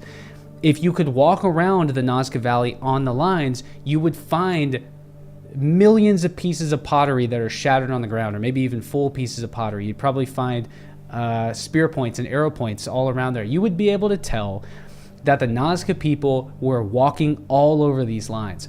So the idea that they're walking the lines is probably not wrong. but it's definitely an incomplete explanation as to what these are. They definitely are cultural expressions, but we don't really know what the cultural expression is. Another thing that's strange is that the geoglyphs themselves, not the lines, but the images that are in the ground, are sometimes, but are usually inconsistent with the Nazca pottery. So all the images and these mythological beings that we think must exist in the Nazca pantheon or in the Nazca consciousness, not all of them appear in geoglyphs, and some things that appear in geoglyphs are not depicted on Nazca pottery, of which there's a lot of Nazca pottery. So there's something else going on here. I'm not exactly sure what it is. Now, as far as the lines pointing in every direction imaginable, why is this? And one explanation is that when they're walking along these lines, the lines are usually pointed towards what we call wakas, which are like sacred places. They can be mountains, or they can be bodies of water or streams. I encourage you, just go on Google Earth and try to follow one of those lines. It'll go on and on and on and on and on and on and on off into the distance, and usually to nowhere in particular. There are thousands of these lines that are being marked all across and on top of each other. I don't think that the purpose of the lines is that you would start at one end and walk to the other, and that it would lead you to some kind of sacred source of water or some kind of sacred hill or sacred geological formation. I don't think that they're leading to what we call wakas, which are sacred places. I don't think that's what it is. My theory is, as I've been studying the Nazca lines, and as I've been studying the pre-Columbian Americans in general, the reality of astronomy and the study of stars is pretty universal. It's almost everywhere, especially by about 500 BC.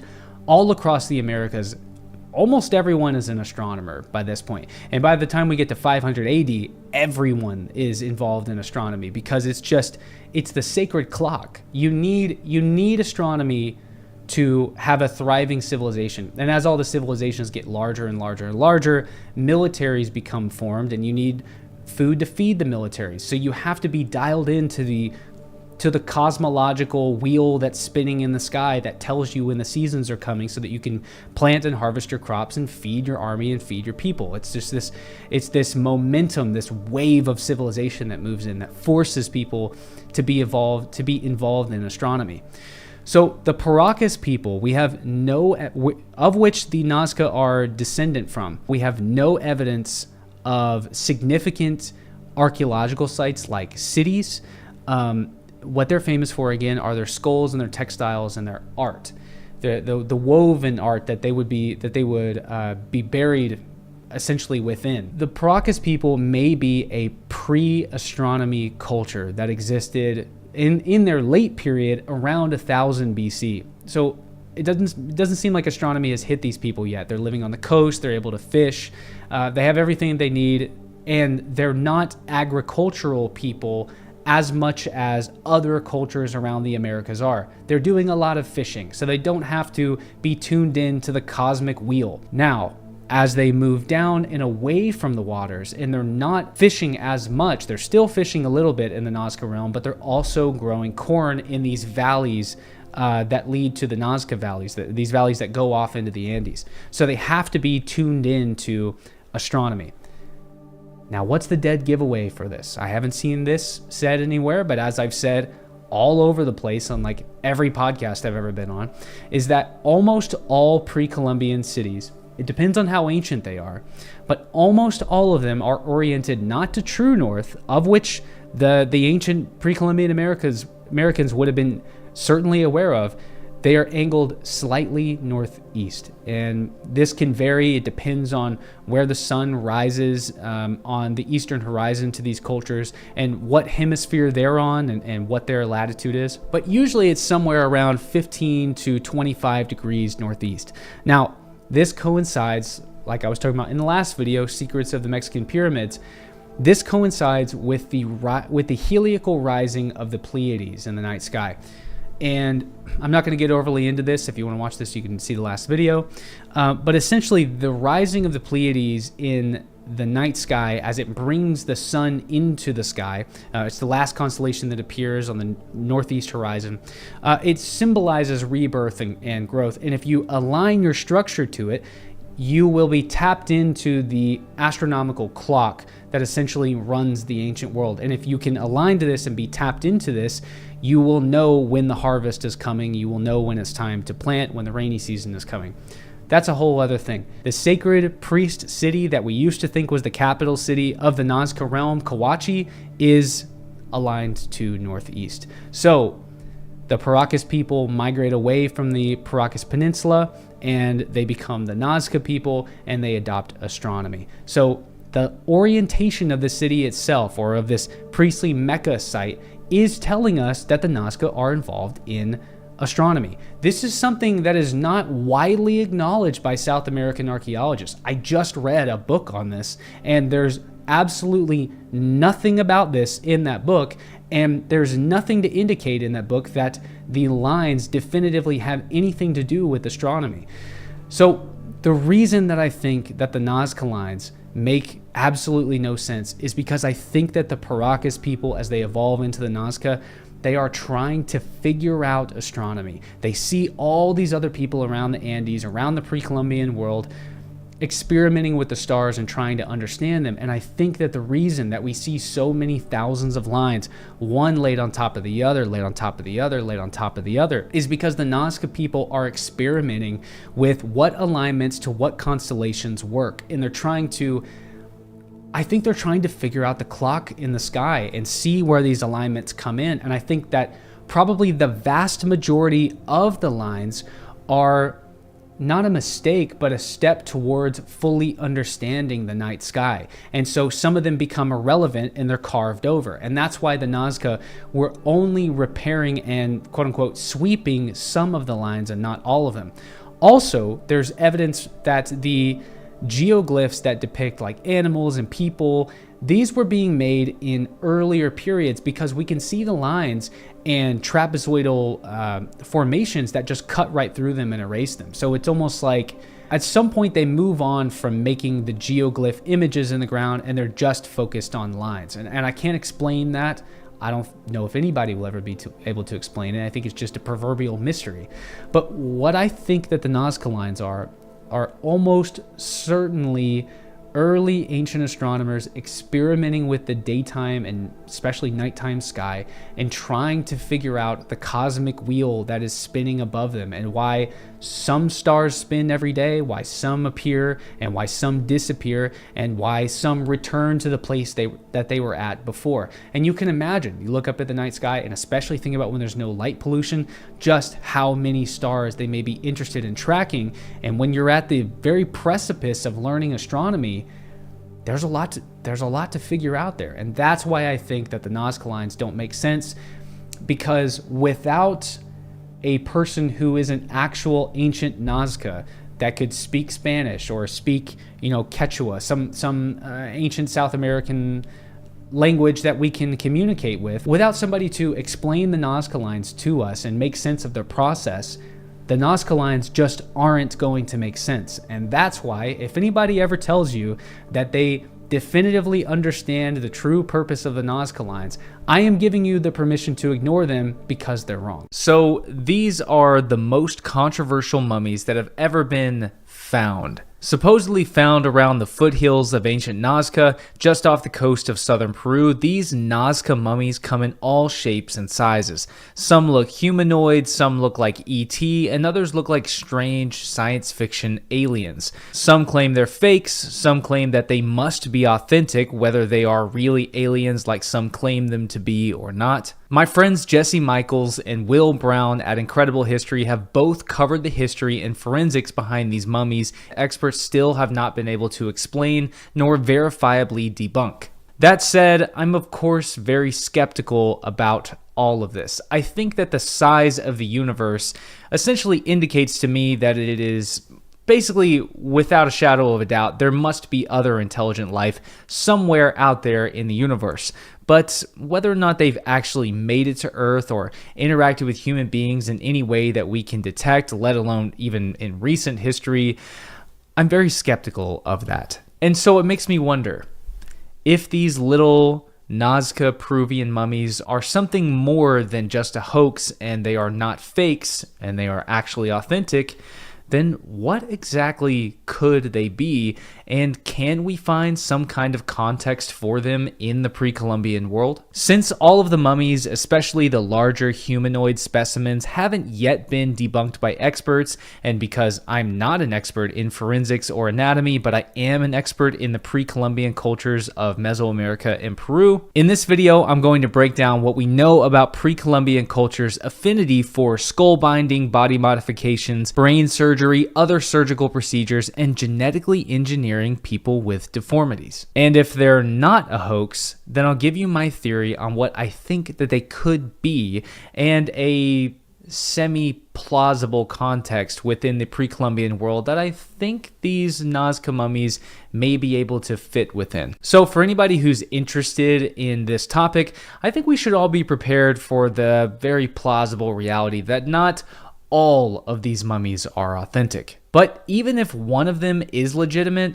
well, then we have a pretty interesting anomaly and mystery on our hands. And in writing this video, I was curious as to whether or not we could actually find a place that makes sense for them within what we know about ancient American cultures. So across most of the pre-Columbian world, evidence for head binding and skull elongation can be easily found, from elongated skulls found among the mound builders in eastern North America to burials containing elongated skulls dating back to some 10,000 plus years all the way down in Patagonia. We don't exactly know why skull elongation was practiced though, and perhaps the reason was different among various different groups separated by thousands of miles and possibly thousands of years. But some of the ideas that have been proposed are, they may have signified elite social status. Many archaeologists have thought that skull binding, which was performed on young children, was intended to elongate the child's skull as they grew older, eventually serving as some kind of status symbol to differentiate themselves among the lesser classes.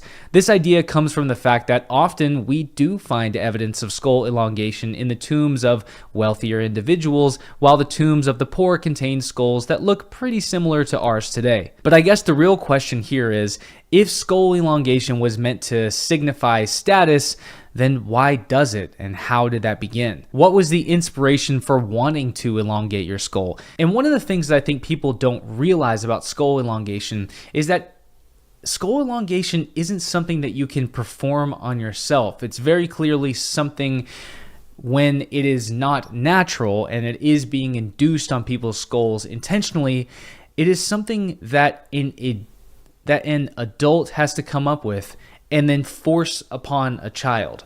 So it's a very interesting thing, and I don't think people realize that, is that you cannot bind your own skull. You can only do it to a child who is growing. So what caused this? What could be so significant within the consciousness or the mind of an ancient person as to feel so compelled that your skull needs to be elongated that you then induce this upon your children? Why is that? What could possibly be the precipice for skull elongation? The second reason is that they may have been considered aesthetically appealing in the pre-Columbian world. However, I would chalk this up as a byproduct of the tradition and the clear emphasis on the importance of skull binding and elongation. If an elongated skull was the symbol of wealth, rulership, and something to be desired, then naturally it would probably start to become appealing aesthetically as well. Perhaps this is not so different from medieval men being attracted to fat women because it symbolized wealth and high status. And the third explanation is that skull elongation may have had a religious or spiritual significance. They may have been trying to emulate the image of their gods. There are instances among Paracas and Nazca artwork where we see gods with elongated skulls. Even up in Mesoamerica, we see depictions of kings, shamans, and gods with elongated heads beneath their headdresses, as well as depicted within Olmec pieces. And the next question here is, at what point did not only just ancient Peruvians, but ancient Americans as a whole begin viewing their gods as beings with elongated skulls? This is where the door opens to the UFO community, hypothesizing that ancient people from around the world may have been fashioning their heads in the shape of their quote-unquote gods because those gods were extraterrestrial beings that visited Earth in ancient times. And it's definitely a romantic idea, but I'll leave the UFOing to the UFO community that is kept in the good hands of my buddy Jesse Michaels. From the Andean realm in Peru all the way up to Mesoamerica and even further into the Mississippian world, I've seen ancient skulls where what is called trepanation was practiced. Now, skull trepanation was an ancient surgical practice of deliberately cutting, scraping, and drilling into the skull. There are a number of different reasons why archaeologists believe this was done, whether it be for more vague reasons like spiritual or religious importance, or even medical reasons like relieving pressure within the skull or treating skull injuries. It's even thought that they may have known of methods to treat seizures, migraines, or even epilepsy. But the reality is, nobody knows why skull trepanation was practiced or the extent to which pre-Columbian civilizations were aware of their own human anatomy. My guess is they were probably much more aware of how the human body operates than we give them credit for, and much more capable of performing complicated surgical procedures than we can possibly realize, especially given the fact that the patients that these procedures were performed on had a 50 to 80% survival rate. And this can be determined by looking at how the bone continued to heal after the procedure was performed. Almost every skull found shows signs that the patient lived for a very long time following the surgery, and even the skulls with no sign of healing, many of these are almost certainly test skulls for ancient doctors practicing to one day perform this procedure on live patients. So this reality of ancient pre-Columbian people performing very complicated surgeries and being extremely adept in the physical anatomy of the human body, as well as performing extremely complex and intricate and delicate surgeries on the skull, is well attested. But there's actually so much more evidence of ancient surgeries being performed around the ancient Americas. All throughout the Peruvian world, and especially at Machu Picchu, remains have been found with deliberately amputated limbs. Marks on the bones show the use of unusually sharp tools that could cut through tissue and even bone with remarkable ease and precision. We find evidence of complicated dental surgeries being performed among the Maya, the Aztecs, and Zapotecs in Mesoamerica, as well as evidence of dental surgeries taking place among the Paracas, Nazca, and Inca down in Peru. Among many of these procedures, we don't actually know the entirety of what tools were being used for such precise drilling and filing, but these ancient doctors must have been well educated and very well trained. We also have evidence of painkillers being used throughout these surgeries, such as cocoa leaves, fermented corn alcohol, datura, and many other medicinal plants. In fact, according to the Aztecs, there were well over 1,000 known medicinal plants in Mexico alone. We find evidence of soft tissue procedures carried out by the Wari and Inca Empire, who were inspired and built their civilization upon the shoulders of Peru's earlier cultures such as Chavin, Tiwanaku, the Nazca, and the Paracas. These procedures, again, required precisely and finely made surgical tools, along with an extensive knowledge of tissue anatomy. Again, evidence of these surgeries is found from Mesoamerica all the way down to South America. Among the Maya, ancient iconography and skeletal remains show signs of sutured wounds from warfare and ritualistic bloodletting, as well as sacrificial bodies that show signs of healed incisions made on soft tissues, suggesting a much more profound ability among ancient surgeons than we might traditionally expect. Among the Inca, Spanish chroniclers actually describe Inca surgeons who were masterfully capable of suturing wounds with finely made needles. And like the Maya, some Inca remains also show signs of healed soft tissue sutures. And as you may have guessed, there are verified remains of Nazca and Paracas mummies with evidence of healed soft tissue incisions as well, which Nazca and Paracas experts have interpreted as the remains of surgical procedures to remove tumors and other unwanted growths on the skin. And living in such an arid and hot environment as Nazca with very little tree coverage, it isn't really difficult to expect that these ancient people very well knew that spots just appearing on your skin could be associated with becoming sick and even dying, especially when cancers like melanoma are particularly aggressive. The tools involved with these procedures aren't entirely known, but razor-sharp obsidian blades and copper knives have been found and were likely used for many of the incisions. As if all of this isn't enough, we even have evidence of obstetric and gynecological surgical procedures. The evidence evidence is derived from ethnohistorical evidence and skeletal remains which indicate that these surgeries were carried out in attempts to increase the survival rate of birthing mothers, as well as treat other reproductive health issues.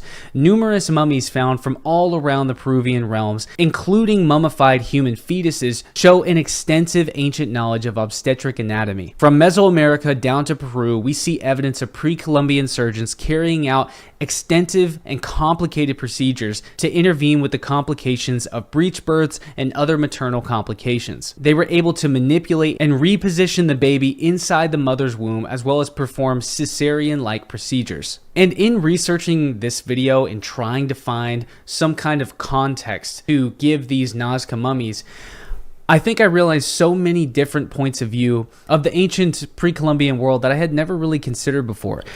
There were so many complications that must have happened in their lives, and keep in mind, these are incredibly intelligent people. There were people who were living in the pre-Columbian world that were as smart as Einstein, Oppenheimer, Stephen Hawking, and even much, much smarter than these people. It's very likely and very possible that the person born with the highest IQ in all of human history very well could have been a pre-Columbian Native American. So you have to imagine, these are very energetic, very curious people who are constantly experimenting and learning about their natural world in exactly the same way that the ancient Egyptians, the Sumerians, the Assyrians, the Greeks, the Romans, all of these other ancient civilizations were.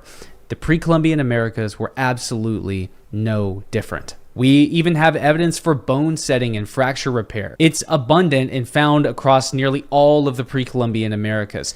These were procedures intended to realign broken bones and immobilizing the limb using splints until the fracture had been healed. This was a very common ancient medical practice used to prevent deformity and disability from the Maya to the Aztecs, and again, all the way down to the cultures of ancient Peru. And finally, ear and lip piercing and stretching. Induced strabismus, which is a condition where the eyes are intentionally crossed, as well as intentional scarification and tattooing, shows us that pre-Columbian Americans were interested in and well acquainted with many different aspects of human anatomy and were constantly experimenting with things for a medicinal and aesthetic purpose. And there's an additional topic here that I want to cover, that is, I'm going into it just saying that, like with all things in the Olmec world specifically, this is highly speculative. But the more time I spend studying the Olmec world, the more I begin realizing that I think that there's something huge here. There's a large gap that we're missing. And it's something that I just wonder if it doesn't somehow inform the mindset, possibly, of the Nazca people, or at least open up the door to a very particular possibility. Throughout the Olmec world, if you've never been to the Olmec realm in central Mexico, you probably only think of the Olmecs as these giant basalt colossal heads. But if you were to come down with me to Mexico and spend at least just a week down there, you would leave Mexico with a much different impression of the Olmec world. By far, the most common piece of iconography in the Olmec world is what we call the were-jaguar. And it's essentially this figure with these downturned lips and fangs. It is a humanoid jaguar, or an anthropomorphic jaguar. Nobody knows exactly what this is, but in studying the Olmec world so extensively, I think that there are actually two different segments of the world. You have the kings and you have normal people that are depicted not only on the colossal stone heads, but also throughout many other different forms of their artwork. The Olmecs have many different forms of artwork, whether it's serpentine or jade or obsidian, or whether it's basalt or granite. There's so much. You have normal people that are depicted, and then you have people with elongated skulls, downturned lips with clefts in the middle of them, and fangs. And the more I've studied this, the more I've seen that there really is this fissure down the middle of the Olmec realm. And in the 1970s, there was a paper that was published that discussed that in the early to mid 1900s, there were disproportionate cases of children who were born with what is called ectodermal dysplasia. Ectodermal dysplasia typically has no learning disabilities. So when you're born with this, your brain functions normally. However, in your mouth, you may or may not have bottom teeth, but your top two teeth are fangs. And again, this publication was specific to children that were being born in Veracruz, which is the Olmec heartland. And I just wonder if, looking back or projecting this deep into the past, if this is not a genetic trait that has survived through the Olmec world. And perhaps when children were being born in ancient times without learning disabilities, so they're still perfectly intellectually capable as everyone else, but they have these two fangs. If this is not something that is seen as desirable or special, or should I say even divine, I wonder if the Olmecs were not in a way genetically engineering people to be more commonly born with this. If you were born with this trait, it meant that you were imbued with the power of the jaguar or the shamanic power. And I can go on and on and on about this. This should really be its own video. But in the Olmec world, I think that there is a decently strong, yet indefinitely skeptical case here for the Olmecs genetically engineering people to be born with a specific deformity that they thought in a way was divine. So across the pre-Columbian world, we have so much evidence of intricate surgeries, body modifications, and now we even have, at least I think, possibly an example of genetic engineering to bring about these specific anatomical features that pre-Columbian Americans revered. So there is already this precedent for extensive amounts of body modifications and incredibly sophisticated surgeries taking place in the several thousand years leading up to European arrival within the Americas, which makes me pause and think, why couldn't the ancient Americans themselves be responsible for these mummies? And why could they not have created them? If you study the Nazca culture extensively, you'll find out it's a pretty strange place. And that's really saying something for existing in ancient Peru. The Nazca culture was deeply spiritual, with beliefs centered on fertility, water deities, flying deities, shamanic rituals, and they depicted no shortage of weird three-fingered beings with alien-looking heads on their textiles. Yes, I said alien-looking heads. It is very strange. They created these massive geoglyphs, which we call the Nazca lines, possibly to invoke their gods or ancestors, as ancestor worship is pretty universal among all Native American cultures, and their art often depicted hybrid creatures, half human, half animal figures, which is not unlike what we see among the Olmecs with their were-jaguar. So if they're not all a hoax, then what could they be? Again, I'm leaving the UFOing to my UFO friends, and I'm personally offering an alternate explanation that could maybe possibly give some kind of context to these crazy Nazca mummies. So my thought is, could this discovery be something as peculiar and as weird and as strange and rare as finding the mummified projects of an ancient Nazca Frankenstein? Perhaps a Nazca shaman or priest or even a crazy surgeon. Perhaps these could be the mummified and buried projects of a Nazca shaman or priest with an extensive knowledge of human anatomy who is surgically assembling a new being to mimic the image of the Nazca gods. In my eyes, I honestly find this just as likely as these bodies being real extraterrestrial beings. Perhaps this mad Nazca scientist created these beings to serve as vessels for the vital essence of the Nazca gods themselves. Or perhaps this is some integral part of the Nazca world. Could these not be some kind of deeply ingrained part of Nazca culture that we're just now becoming aware of? Either way you cut it, the Nazca and Paracas people were certainly aware of three-fingered beings with irregularly and honestly alien-shaped heads. Whether they invented them, whether they physically saw them, or even interacted with them while they were under the effects of plant hallucinogens, this is a real mystery that has never been explained. And my hope is that further coverage from people like myself, Jesse Michaels, and Will Brown at Incredible History will in some way lead to us finding out the truth about these mummies. All right, man. So what got you into these mummies in the first place? So I was down in South America writing my second book, which will be called Enigmatic South America. I wrote a first one, Enigmatic North America, where I basically dive into controversial things just like this, the mummies. I had heard about them back in like 2017, 2018, but it was associated with Gaia, and I just kind of put it to the wayside. While I was actually in the airport in Peru, I saw that they had confiscated these mummies at the airport. These, not mummies, I guess I should say, these dolls that were clearly fake. And I remembered in September of 2023, they had presented these things to the Mexican Congress. So I decided, hey, I'm going to start asking questions. Before I knew it, I basically found out that there was far more to the story than the press was telling everybody, and that there was really three likely scenarios here. Likely maybe is the wrong word. There's three scenarios I was interested in here. And scenario number one was that these were a hoax. And if they were a hoax, they would be one of the greatest hoaxes of all time. They were literally presented to the Mexican Congress. And there was also scans coming out at this time that showed what was underneath these mummies. And the big ones were clearly humanoid, human, right? They weren't animal bones. So if this was a hoax, it's the greatest hoax of all time. Scenario number two was maybe these were manipulated in ancient times.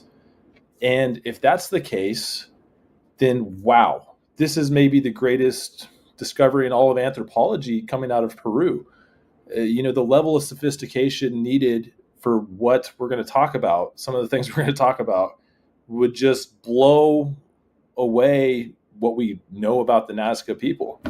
And then scenario number three, these were real living beings born the way that we see them, a new species. This would be the greatest discovery maybe ever. And so all three scenarios were interesting to me. I didn't go down there hoping necessarily to prove one or the other. I mean, obviously it'd be pretty great if these were real, but I was just wanting to go learn as much as I can. Yeah. So if you would dive a little bit more into it for us, your three major possibilities.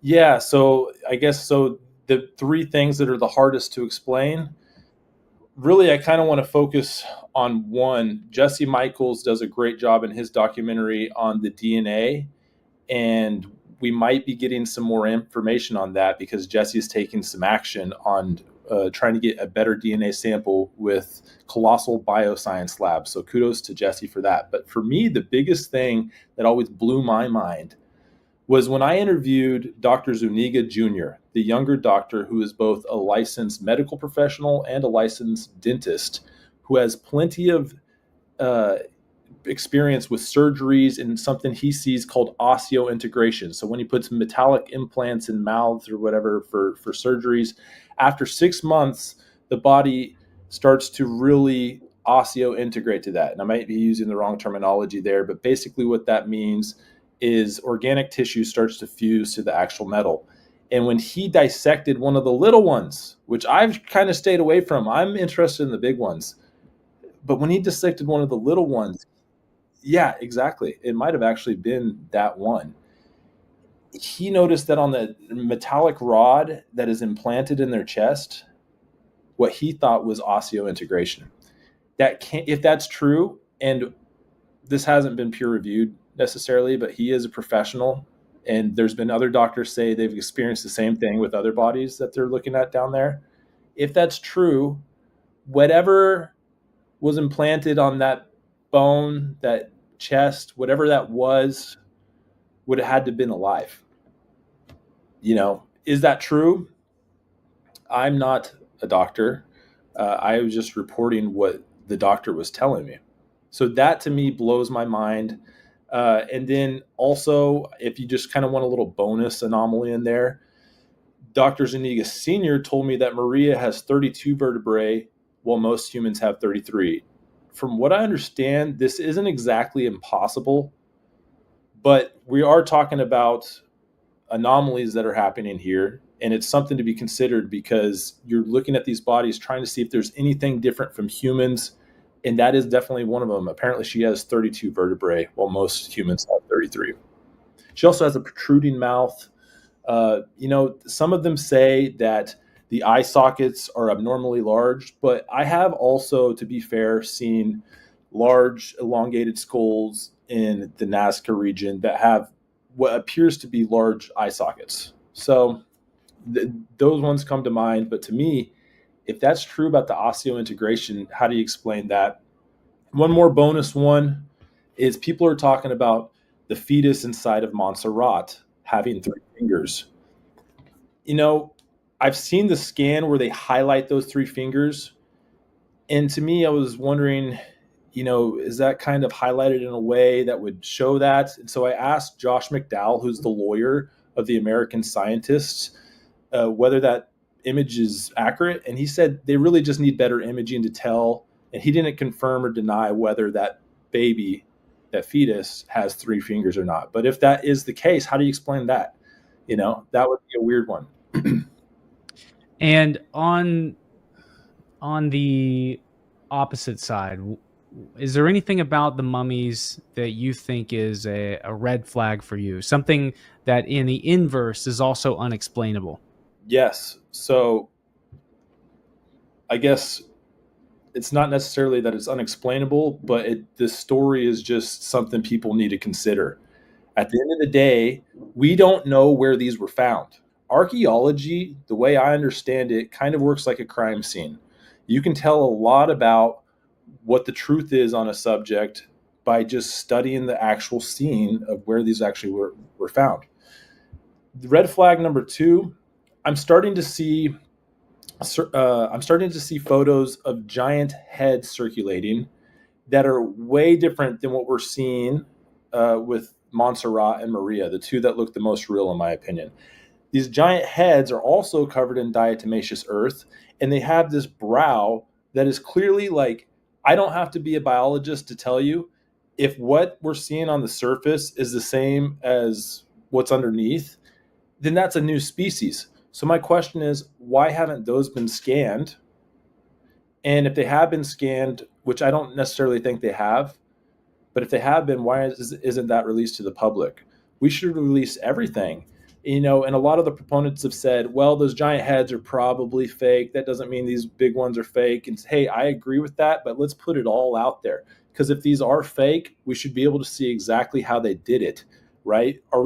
Is there anything that we're seeing on the surface that's tricking us, that's a little different than what we're seeing underneath? And if you look at those giant heads, they have like eyebrows and eyelashes, or not eyebrows, but eyelashes. And some of the mummies that look more real also have those eyelashes. And so there's just a bunch of things with the giant heads that I'm like, why are we selectively putting out scans of the ones that look the most real with the big ones? What about the giant heads? Should probably scan those, right? Yeah, see, and that's the whole thing. Going back to not having the location of the discovery site, or not having the provenance for them. I worked with, I guess still am working with Cusco's Ministry of Culture or Ministry of Antiquities and their archaeological team on the fundraising for the Chincanas. And I believe that is the same organization that like oversees Machu Picchu and oversees the preservation of that site and everything.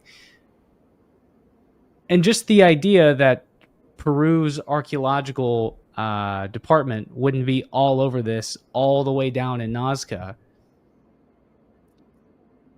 We don't have to go down that rabbit hole, but there's a giant question mark there as to why those are not already on display in Lima or in the underneath Lima's museum down in a laboratory.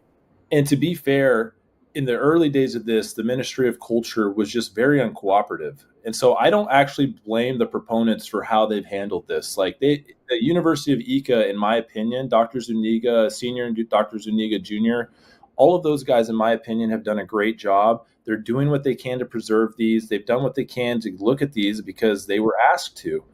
And the Ministry of Culture, as the way I understand it, is kind of starting to cooperate a little bit more on this.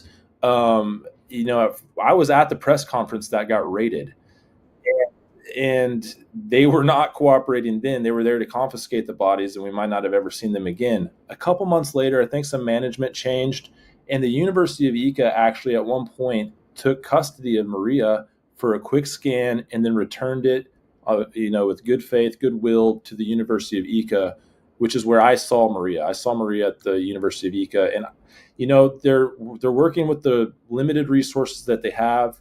So I do think that the University of Ica has done a good job with what with what they're working with, trying their best to, get some answers on this. Do I know whether their conclusions are accurate or not?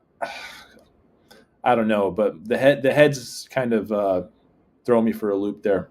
I also just wanted to add one more thing, Luke, and this one really kind of upsets people online, but I think it's worth considering. There's a bioanthropologist named Daniel Proctor that put out a video, and I can send you the link of this, where he does a review on the scans of Maria. And a lot of people say we can't find any manipulation on the hands or the feet. He points out what he thinks is manipulations where the thumb should be on Maria's hand. I'm not a bioanthropologist. He is, and he actually has publications on the evolution of the feet and even publications on the evolution of hominids being able to grasp with their hands. And to me, it's like, hey, I'm going to listen to what he has to say. That's a pretty interesting background. So I could send you that video if you want to take a look at that. Yeah. We send it and we'll plug it in the description as well. Okay. So what do you hope comes of this? I hope that Jesse Michaels and the team of American forensic scientists are allowed to do what they would like to do to get to the bottom of this. So Jesse Michaels has stated that his goal is to use colossal bioscience labs to get a new DNA study on this. And the reason I like that is because, listen, maybe the old DNA study is fine. It's perfectly fine. Colossal bioscience labs is going to make headlines. And in the year 2025, that's kind of what you need to get to the bottom of something weird like this. You need headlines. You need Rogan to keep talking about it. And you need enough, oomph behind it to get people to peer review whatever comes out of that. Second thing is, when I was down at the press conference, I asked Dr. John McDowell, I got on the microphone and asked him, what do you need to see to get to the truth of this? Like, what's the process going to look like? And he basically just described the peer review process. Somebody asked me on a podcast the other day, even if, these guys come out with a publication with what they think is the truth, do you think that people will review it? And the answer, in my opinion, is yes. These are legit scientists. Dr. John McDowell is about as good of a forensic scientist as they get. You can look at his credentials. And so if those guys are allowed to do what they want to do and they come up with some conclusion showing either way, real or fake, people will peer review it. I am confident about that. So that's what I would like to see. That's what I would personally like to see to get to the bottom of this. Yep, I agree with you, man. I don't know if we ever will get there, but I agree with you. Well, where can people find you and what are you up to? So Incredible History at Incred History on YouTube, Twitter, Facebook, and Instagram as well. And right now I've just got 3-4 years of footage and things that I've documented that I'm about to make some solid content on. So you can check me out on YouTube. I'm going to be doing a weekly show there. Will, thanks again so much for coming on and sharing your experiences about the Nazca mummies. I haven't heard much from people in Peru. No, I've heard from people in and around the case, like on the, obviously people on the kind of pro, their real side have reached out saying, thank you for destigmatizing it and showing that they're worthy of investigation. And then on the anti side, a couple of people have reached out saying they had weird experiences around studying the beings and came out thinking, a couple of them were hoaxes. They experienced some weirdness with the Wakiras and the Ikari Institute. So I think those are obviously as worthy as the pro ones. But again, I would just say kind of the evidence of the weirdness isn't necessarily evidence that there's something fake underlying the whole story. I can't say I'm like much. I'm more sure in either direction post putting it out. I mean, obviously people who I love, like Rogan, has really gotten behind it and he's excited about it. But I think he has the same stance as me, which is like, this is just, it's worthy of not being brain dead around the thing, and we need to scientifically investigate this stuff. Yeah, that's the way I feel. I kind of like we were talking about maybe a week ago or so, that, there's some things that I've seen personally that sort of raise some red flags that seem very strange to me. But in all of the medical experts who have researched at least the more significant larger bodies, there's like a bunch of anomalies there that basically prevent the bodies from being verifiably debunked. So obviously you have this situation where, there could be some, I guess trying to speak vaguely, there could be potentiality for some hoax to be amidst, but there are definitely things here that present real mysteries. And so in my video, I basically started off saying, I leave the UFOing to my UFO friends, Jesse Michaels and Will Brown over Incredible History. I know you guys have talked a little bit. Yeah, he's awesome. Yeah, he's great. And basically my presentation, and I think it's something you might be interested in, is I essentially take a look at the pre-Columbian world, mostly South America and Mesoamerica, and I basically paint this picture of their affinity for like body deformations and even like genetically engineering people to be born with deformations, and like their expertise in these complex surgical procedures that I think most people probably aren't aware of. And so it kind of gives this context for the pre-Columbian world that sort of alludes to the fact that, even if these aren't a hoax, and if they're not if they aren't extraterrestrial, is there like an alternate explanation? Could these be, like a Frankenstein project that ancient pre-Columbians are creating during their time as like, I don't know, something that resembles their gods? And then I essentially go into, what is skull elongation? Why does it begin? And I talk about how, I don't know if most people realize, it's a decision that someone without an elongated skull had to make for future generations. Like, you can't elongate your own skull, right? So that's kind of what I dive into, is like the pre-Columbian realm. But yeah, I just want to get your thoughts on how you felt. I wanted to follow up with you after your doc came out and kind of see where you're at. Yeah, no, I'm just think we need more testing. We need to get, hopefully this colossal thing works out and we can get, company, advised by George Church, who you could say is one of the godfathers of modern genetics, giving some credibility to the whole thing. And they also obviously have ancient DNA testing techniques that go beyond and do more error correcting than just kind of simple DNA testing. So yeah, for sure. Yeah, I'm excited to see that possibly happen. And yeah, I don't know, man. I'm very open to, I think Caracas had trepanation success rates that were inordinately high. Their normal skulls are also, higher volume than the average skulls.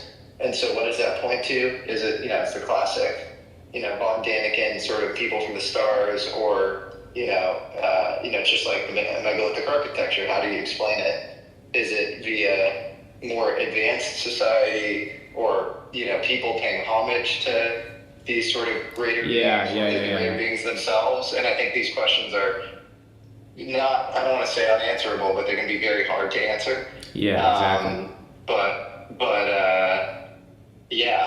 I think that's a very worthwhile vector that could definitely bear fruit. Is like, are these just extremely sophisticated ancient mutilation rituals or whatever, and in a way that even transcends the ability of like a modern person to detect, because you have all these forensic experts like trying to detect them. Totally possible, but then again, you have a lot of these forensic experts looking for finger and toe mutilations and stuff. And it's like they're not finding any of that. So I find that very intriguing and important as well. And then beyond that, if Montserrat has a fetus inside of it that's tridactyl, I don't see how you can explain that via human. That implies genetic inheritance between mother and son or daughter. Yeah. And so I you know, unless we're talking about a people with, you know, genetic engineering, cephalitic impregnation, inception abilities, which I don't believe, you know, the Paracas or the Nazca people had. I think we're in very new territory. Yeah, the only thing that I bring up in the video that I think is intriguing, and it's something I need to, now I really need to, I realized while I was writing it, I really need to make a video about this, is, and we can talk about it like you and I some other time, but the Olmec, and it'll be in the video, but the Olmecs, I think there's enough evidence to suggest that they are, I guess, like genetically engineering people to be born with a deformity called ectodermal dysplasia, and there's no learning disabilities, but it causes people to have fanged teeth, and their whole iconography is around this fanged were-jaguar thing. So that's the only thing that I have ever found in the pre-Columbian world, and maybe even in all of the ancient world, where people are being deformed with like or people are being born purposely with anatomical features that are just so vastly atypical, I guess. But anyways, that's a topic for another day. I just wanted to follow up with you and tell you I loved your documentary, and I hope that, you know, you putting that out, maybe me putting out this video, Will put out, he put out a documentary on it. He's done a lot of research on it, but I hope that all of us working together at some point get somebody interested enough to really do something about this, and maybe we find an answer. I love it, man. Thank you for having an open mind and covering it. And I agree. Let's try to push this into some sort of discrete truth. Yeah. And that's amazing on the Olmec. So I got to jump in a second. But how did they do that? How did they genetic engineering can't be the right word, right? Because yeah, it isn't the right word. It isn't the right word. So in the 1970s, there were some documents that were there were these scientific papers that were published of a disproportionate amount of indigenous children being born with ectodermal dysplasia. And my wife's a dentist, and she and I have talked about this a lot. And I've asked her some questions about this. But essentially, there's no learning disability. But what tends to happen is you're not born with any teeth in your mouth. You may have some bottom teeth, but your upper teeth are like two fangs, like a jaguar, you know, like feline fangs.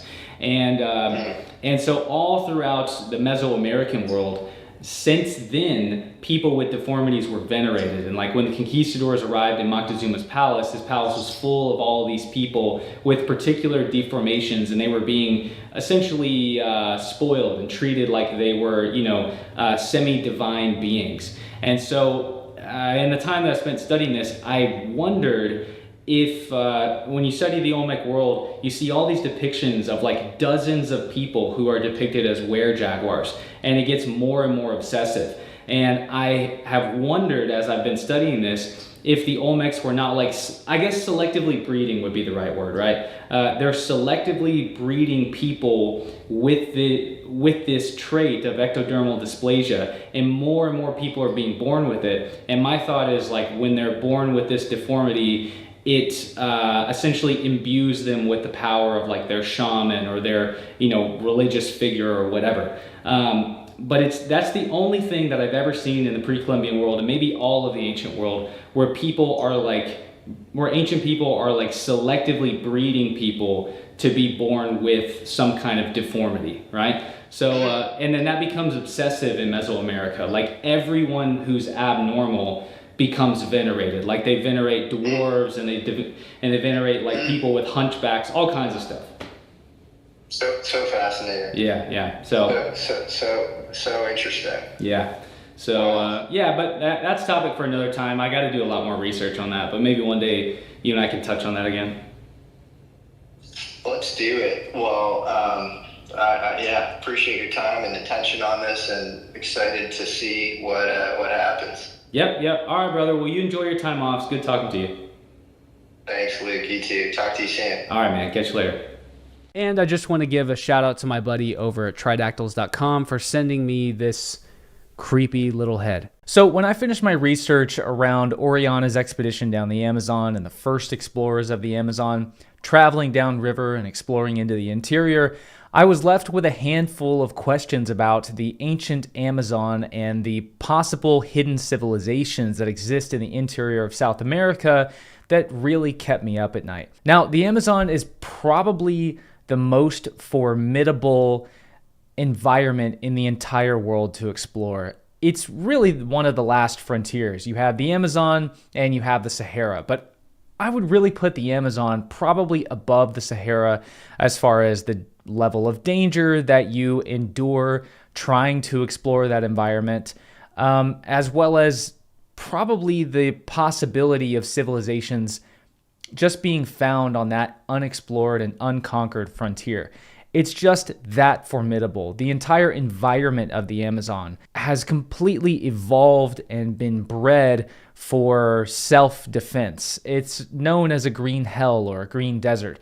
There's very few naturally edible foods there, and all of the animals that are there have been bred and have evolved for this incredibly hostile environment. That, like I said on the last video about Oriana, the food chain of the Amazon really puts human beings somewhere at the bottom, and especially the explorers of the Amazon who have probably never been there before.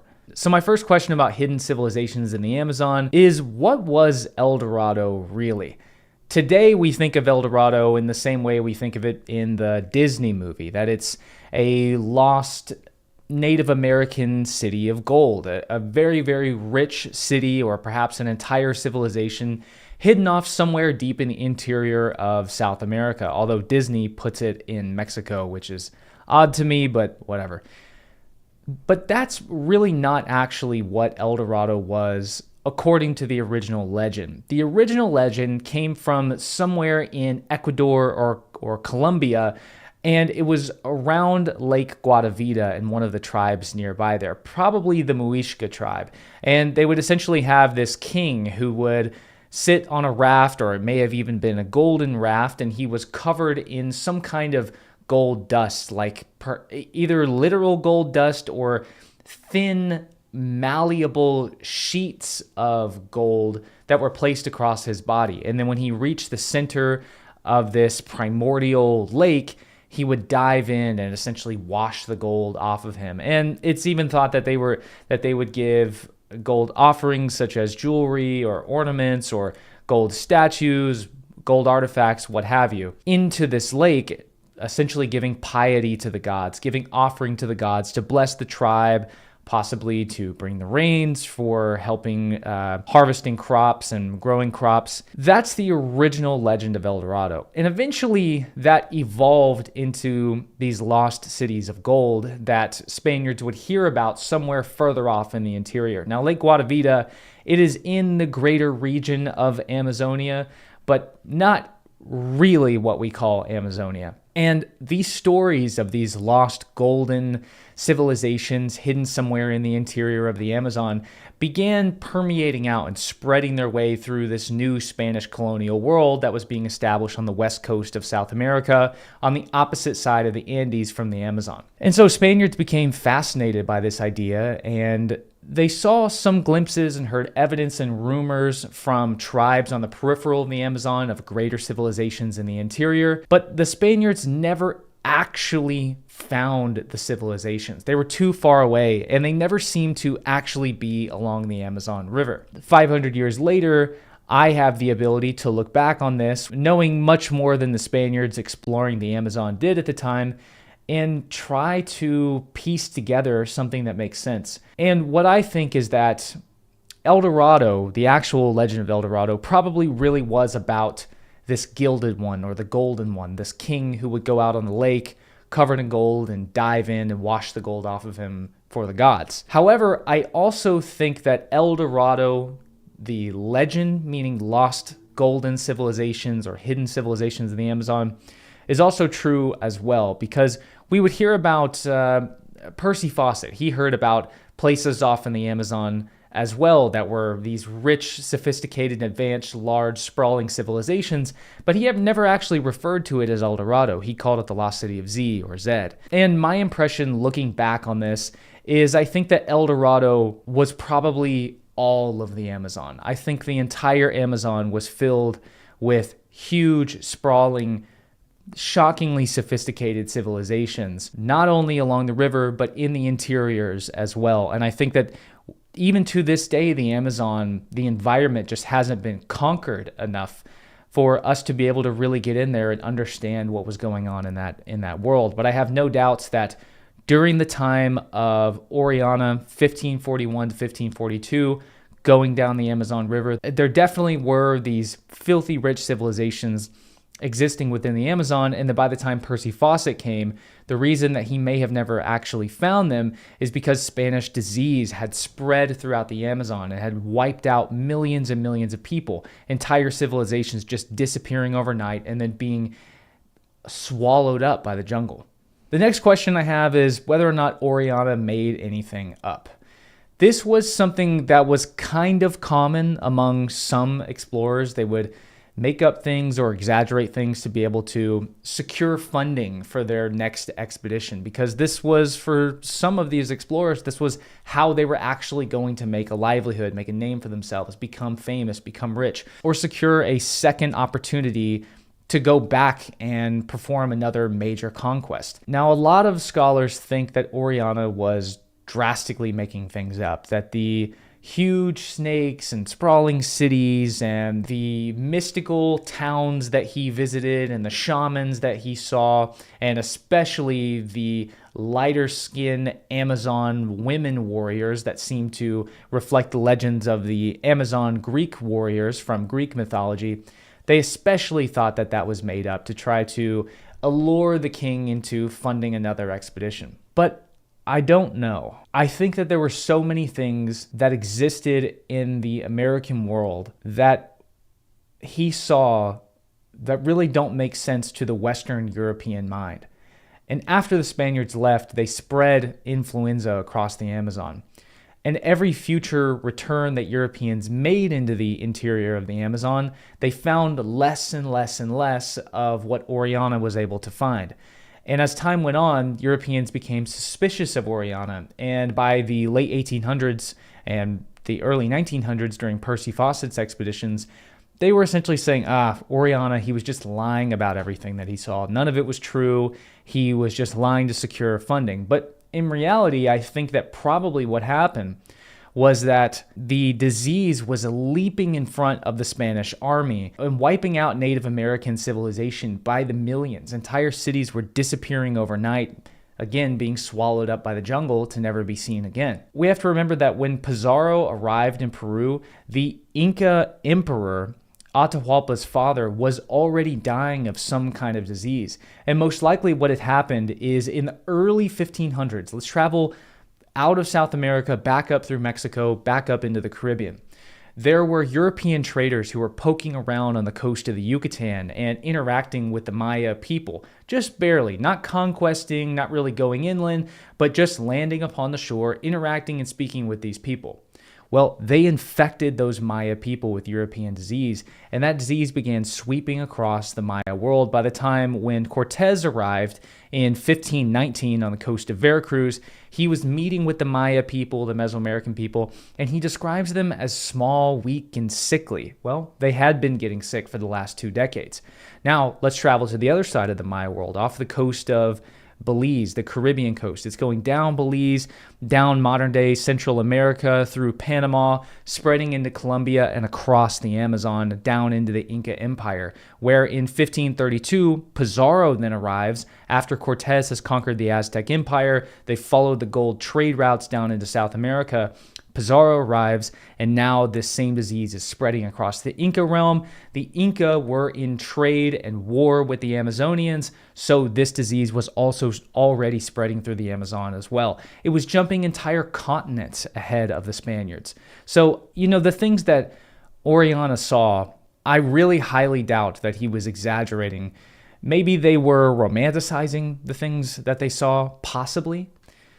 But I think that if they were to do that, they probably would have exaggerated much, much more. I just read through the first-hand accounts, the historical sources of Orellana's expedition written by Gaspar de Carvajal, And I really think that if they were going to exaggerate, they would have exaggerated a hell of a lot more. My next question is, were the large cities of the ancient Amazon built along the river, or were they built inland?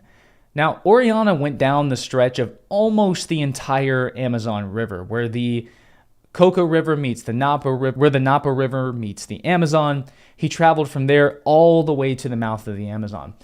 And along this way, he did see really large cities, and some of them made out of stone with complex highways going off inland and large farms. He did find evidence, and he visited sophisticated civilizations.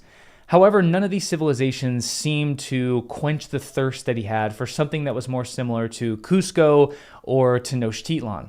So the real question is, when he was hearing about these stories of civilizations and cities that were further inland, he hears about these inland cities on multiple different occasions. The real question is, were those cities bigger? Were they more sophisticated? And are those inland cities what we have actually all been looking for and wondering about for the last 450 years? If this is the case, oh, you know what? I'm just now thinking about this. In the Maya world, we do not actually see the largest ancient cities along the main riversides or the main rivers of the Maya world. We see the largest cities isolated far off in flat parts of the jungle. And as I'm talking about this right now, I'm just realizing that if you take that and you paste it into the Amazon, it makes a lot more sense. One of the reasons that El Mirador, this primordial fertile crescent of the Maya world, it's a pre-classic Maya city that stretches back to 800 BC, even probably 1000 BC and further. This was the place where the Maya built the two largest pyramids they would ever build at the very beginning of time. Now, the reason that El Mirador was settled, probably, is because fighting along the riversides and the coastlines was the most dangerous place to be early on when these cultures were first inhabiting the area of the Maya world. But El Mirador was able to take off because it was deep in the jungle and isolated from everyone else. And so those people were able to live a more peaceful, productive life, and probably that led to a greater amount of agriculture and cultural meshing and the ability to produce wealth and begin trading with other people. This probably happened in the Amazon as well. And that's why whenever we hear the stories of these great civilizations and these huge, rich cities in the Amazon, they never seem to be along the riverbank. Probably because the riverbank in this early primordial time, let's say 5,000 to 10,000 years ago, was always the most dangerous place to be. And so cities were only able to grow in places that were isolated and safe. Wow, I'm just realizing this. I'm just realizing that this rule applies to the Amazon as well. And so probably when you look at satellite images of the Amazon, try to get as far away from as you can in the little pockets of green. Try to get as far away as you can from two different rivers. And probably somewhere in there, there's a great city that arose, who knows, thousands of years ago.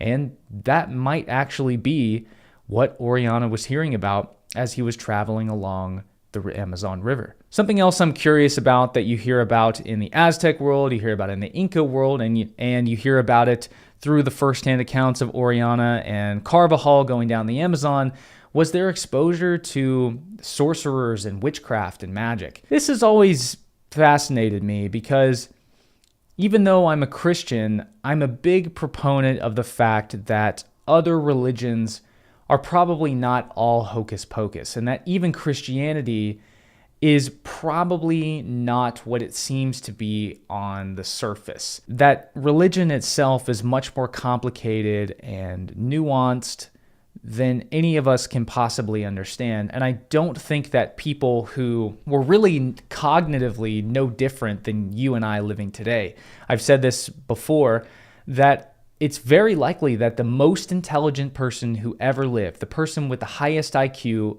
in all of humanity, was a Native American who lived in pre-Columbian times. That's very possible. I mean, it's a roll of the dice. And so I don't think that these people committed their lives to believing superstitions and practicing witchcraft that produced absolutely no results whatsoever.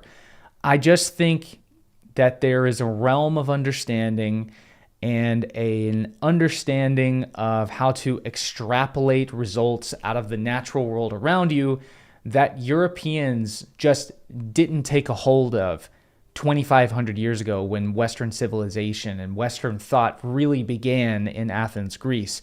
I think that we just took a different path than the Native Americans did, and the way that we process and interact with the world, and maybe even the way our brains are wired and what our brains, the signals that our brains can receive, are completely different than what Native Americans were aware of. It just seemed like Native Americans were on a completely different frequency than Europeans. And so I really wish that I could somehow understand what these Spaniards were seeing and what not only Amazonians, but all Native Americans were really up to, and what the nuances of their witchcraft, magic, and sorcery really was, and what it really meant to them. Another thing that I never realized that Oriana encountered was people with elongated skulls. It says that during the first interaction, when Oriana and his men jump off the boat to raid the first large city that they see because they've been starving for the last 2 months and they're looking for food of any kind, as they're raiding the city and setting fire to some of the huts to get the Amazonians to run away, from somewhere deep within the city, these huge, grotesque, scary-looking warriors with flattened foreheads and elongated skulls in the back that are painted with red war paint show up from somewhere further off within the city. There was probably a palace or somewhere that these warriors were deployed to be able to defend the city. And I never realized that Oriana had actually seen people with elongated skulls. Definitely when Pizarro arrived in the Inca world, royal or noble Inca people were participating in the act of skull elongation. This is something that goes all the way back to the Paracas culture in like 1000 BC, and then goes through the Nazca, and then essentially becomes absorbed into the Tiwantisuyu, which is the Inca Empire, thousands of years later. I didn't realize that there was anybody in the Amazon taking part in this as well. But I suppose it makes sense, because really this is something that was going on across all of the Americas. I don't think people realize when we think about skull elongation, you might think about it in the Maya world, you might think about it in the Aztecs, you definitely think about it in South America among the Paracas and Nazca people. People may not realize that it was still happening during the time of the Inca, but not with normal people, just noblemen. But it was also happening all the way up here in the woodlands. I'm in North Carolina. It was happening among the mound people as well. So I suppose it makes sense that it was also happening in the Amazon. But it seems like among each culture, the customs and practices of whose skulls were elongated is different. This is the first time in all of the Native American world that I have ever heard of warriors with skulls being elongated. And actually nowhere in the Amazon did they write that any of the chieftains or the cultural leaders that they met had elongated skulls. The only people who did were these warriors that they saw. I find that pretty fascinating. And it really kind of shows you the cultural differences and the nuances across the Native American world. Wouldn't it be cool to be able to find archaeological remains of these bodies with elongated skulls in the Amazon? And the last question is, how do you find a lost city in the Amazon? Now, all of the cities that have been found so far are really just by accident. That's kind of how a lot of things happen in archaeology. Like Göbekli Tepe was found by accident by a farmer. Farmers tend to find a lot of things, and especially true in the Amazon.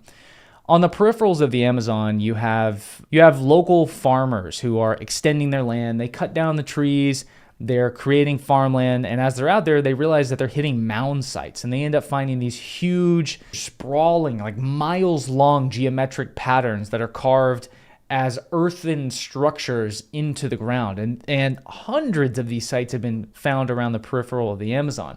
But it's not actually from intentional exploration, it's just from civilization these local people living out in the boonies kind of slowly encroaching on the peripheral of the Amazon and finding these things by accident. But in reality, you have to think that because this was on the peripheral of the Amazon and not deep in the interior or along the river, this is hundreds of miles away from the Amazon River that these places are being found.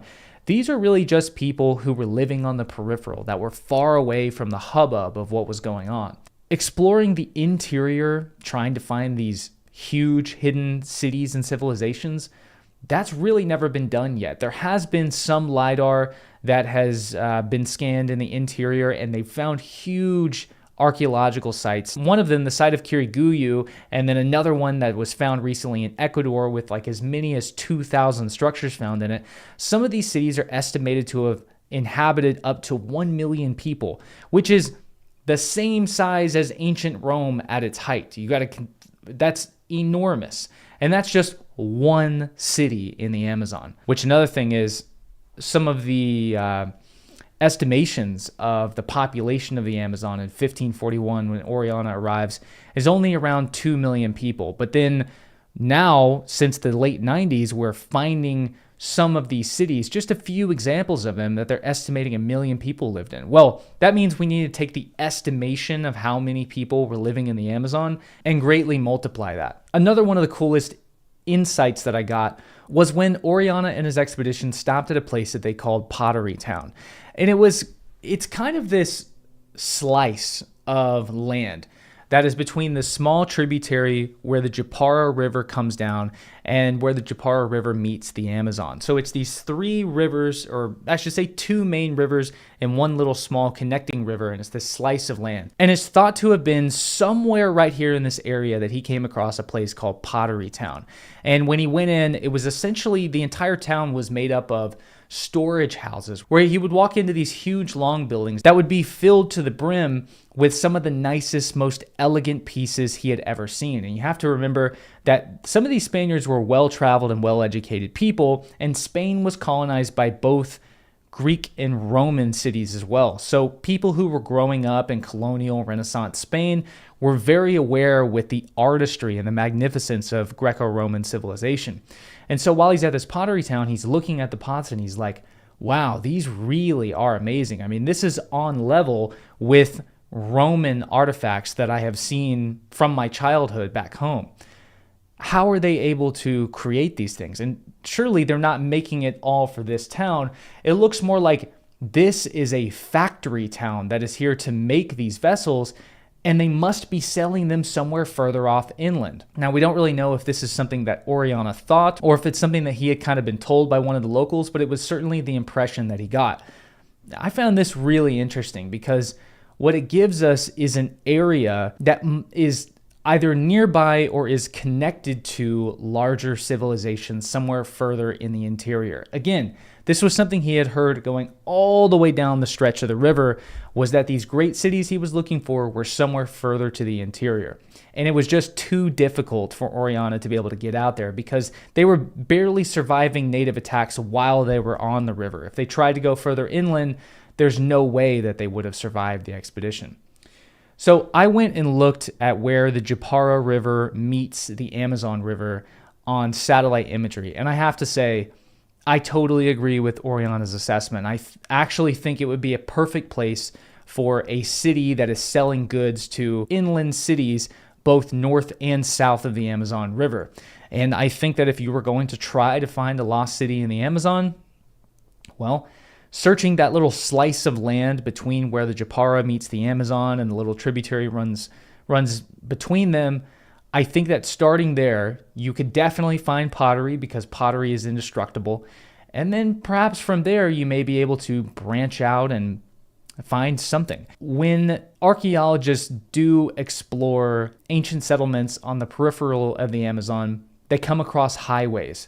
And the highways, you would think, would be these low flattened areas where they would flatten out the land and create these long highways in the Amazon. What they were actually doing is what the Maya would do in their own world, is create something called sakbes. And it was like these roads that were picked up 10 meters off the ground.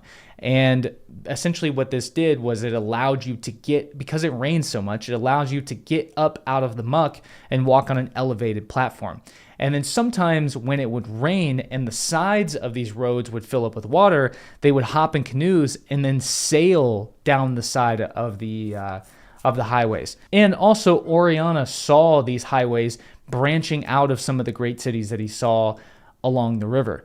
So I think that if you're looking for a lost civilization or a lost city somewhere in the Amazon, starting right here in this area of where they found a village that they called Pottery Town, I think would be a pretty good start. Hell, maybe it's something I'll do myself. And just for you guys watching, MyHeritage is running a special promotion where you can get your very own DNA kit for just $29, 29 pounds, or 29 euros by using code Luke29 at checkout. This is significantly lower than any other option. Again, that's your very own DNA kit for $29, 29 pounds, or 29 euros by using code Luke29 at checkout. I'm Luke Caverns. If you'd like more videos on the history and mystery of places all around the world, well, please like and subscribe for more.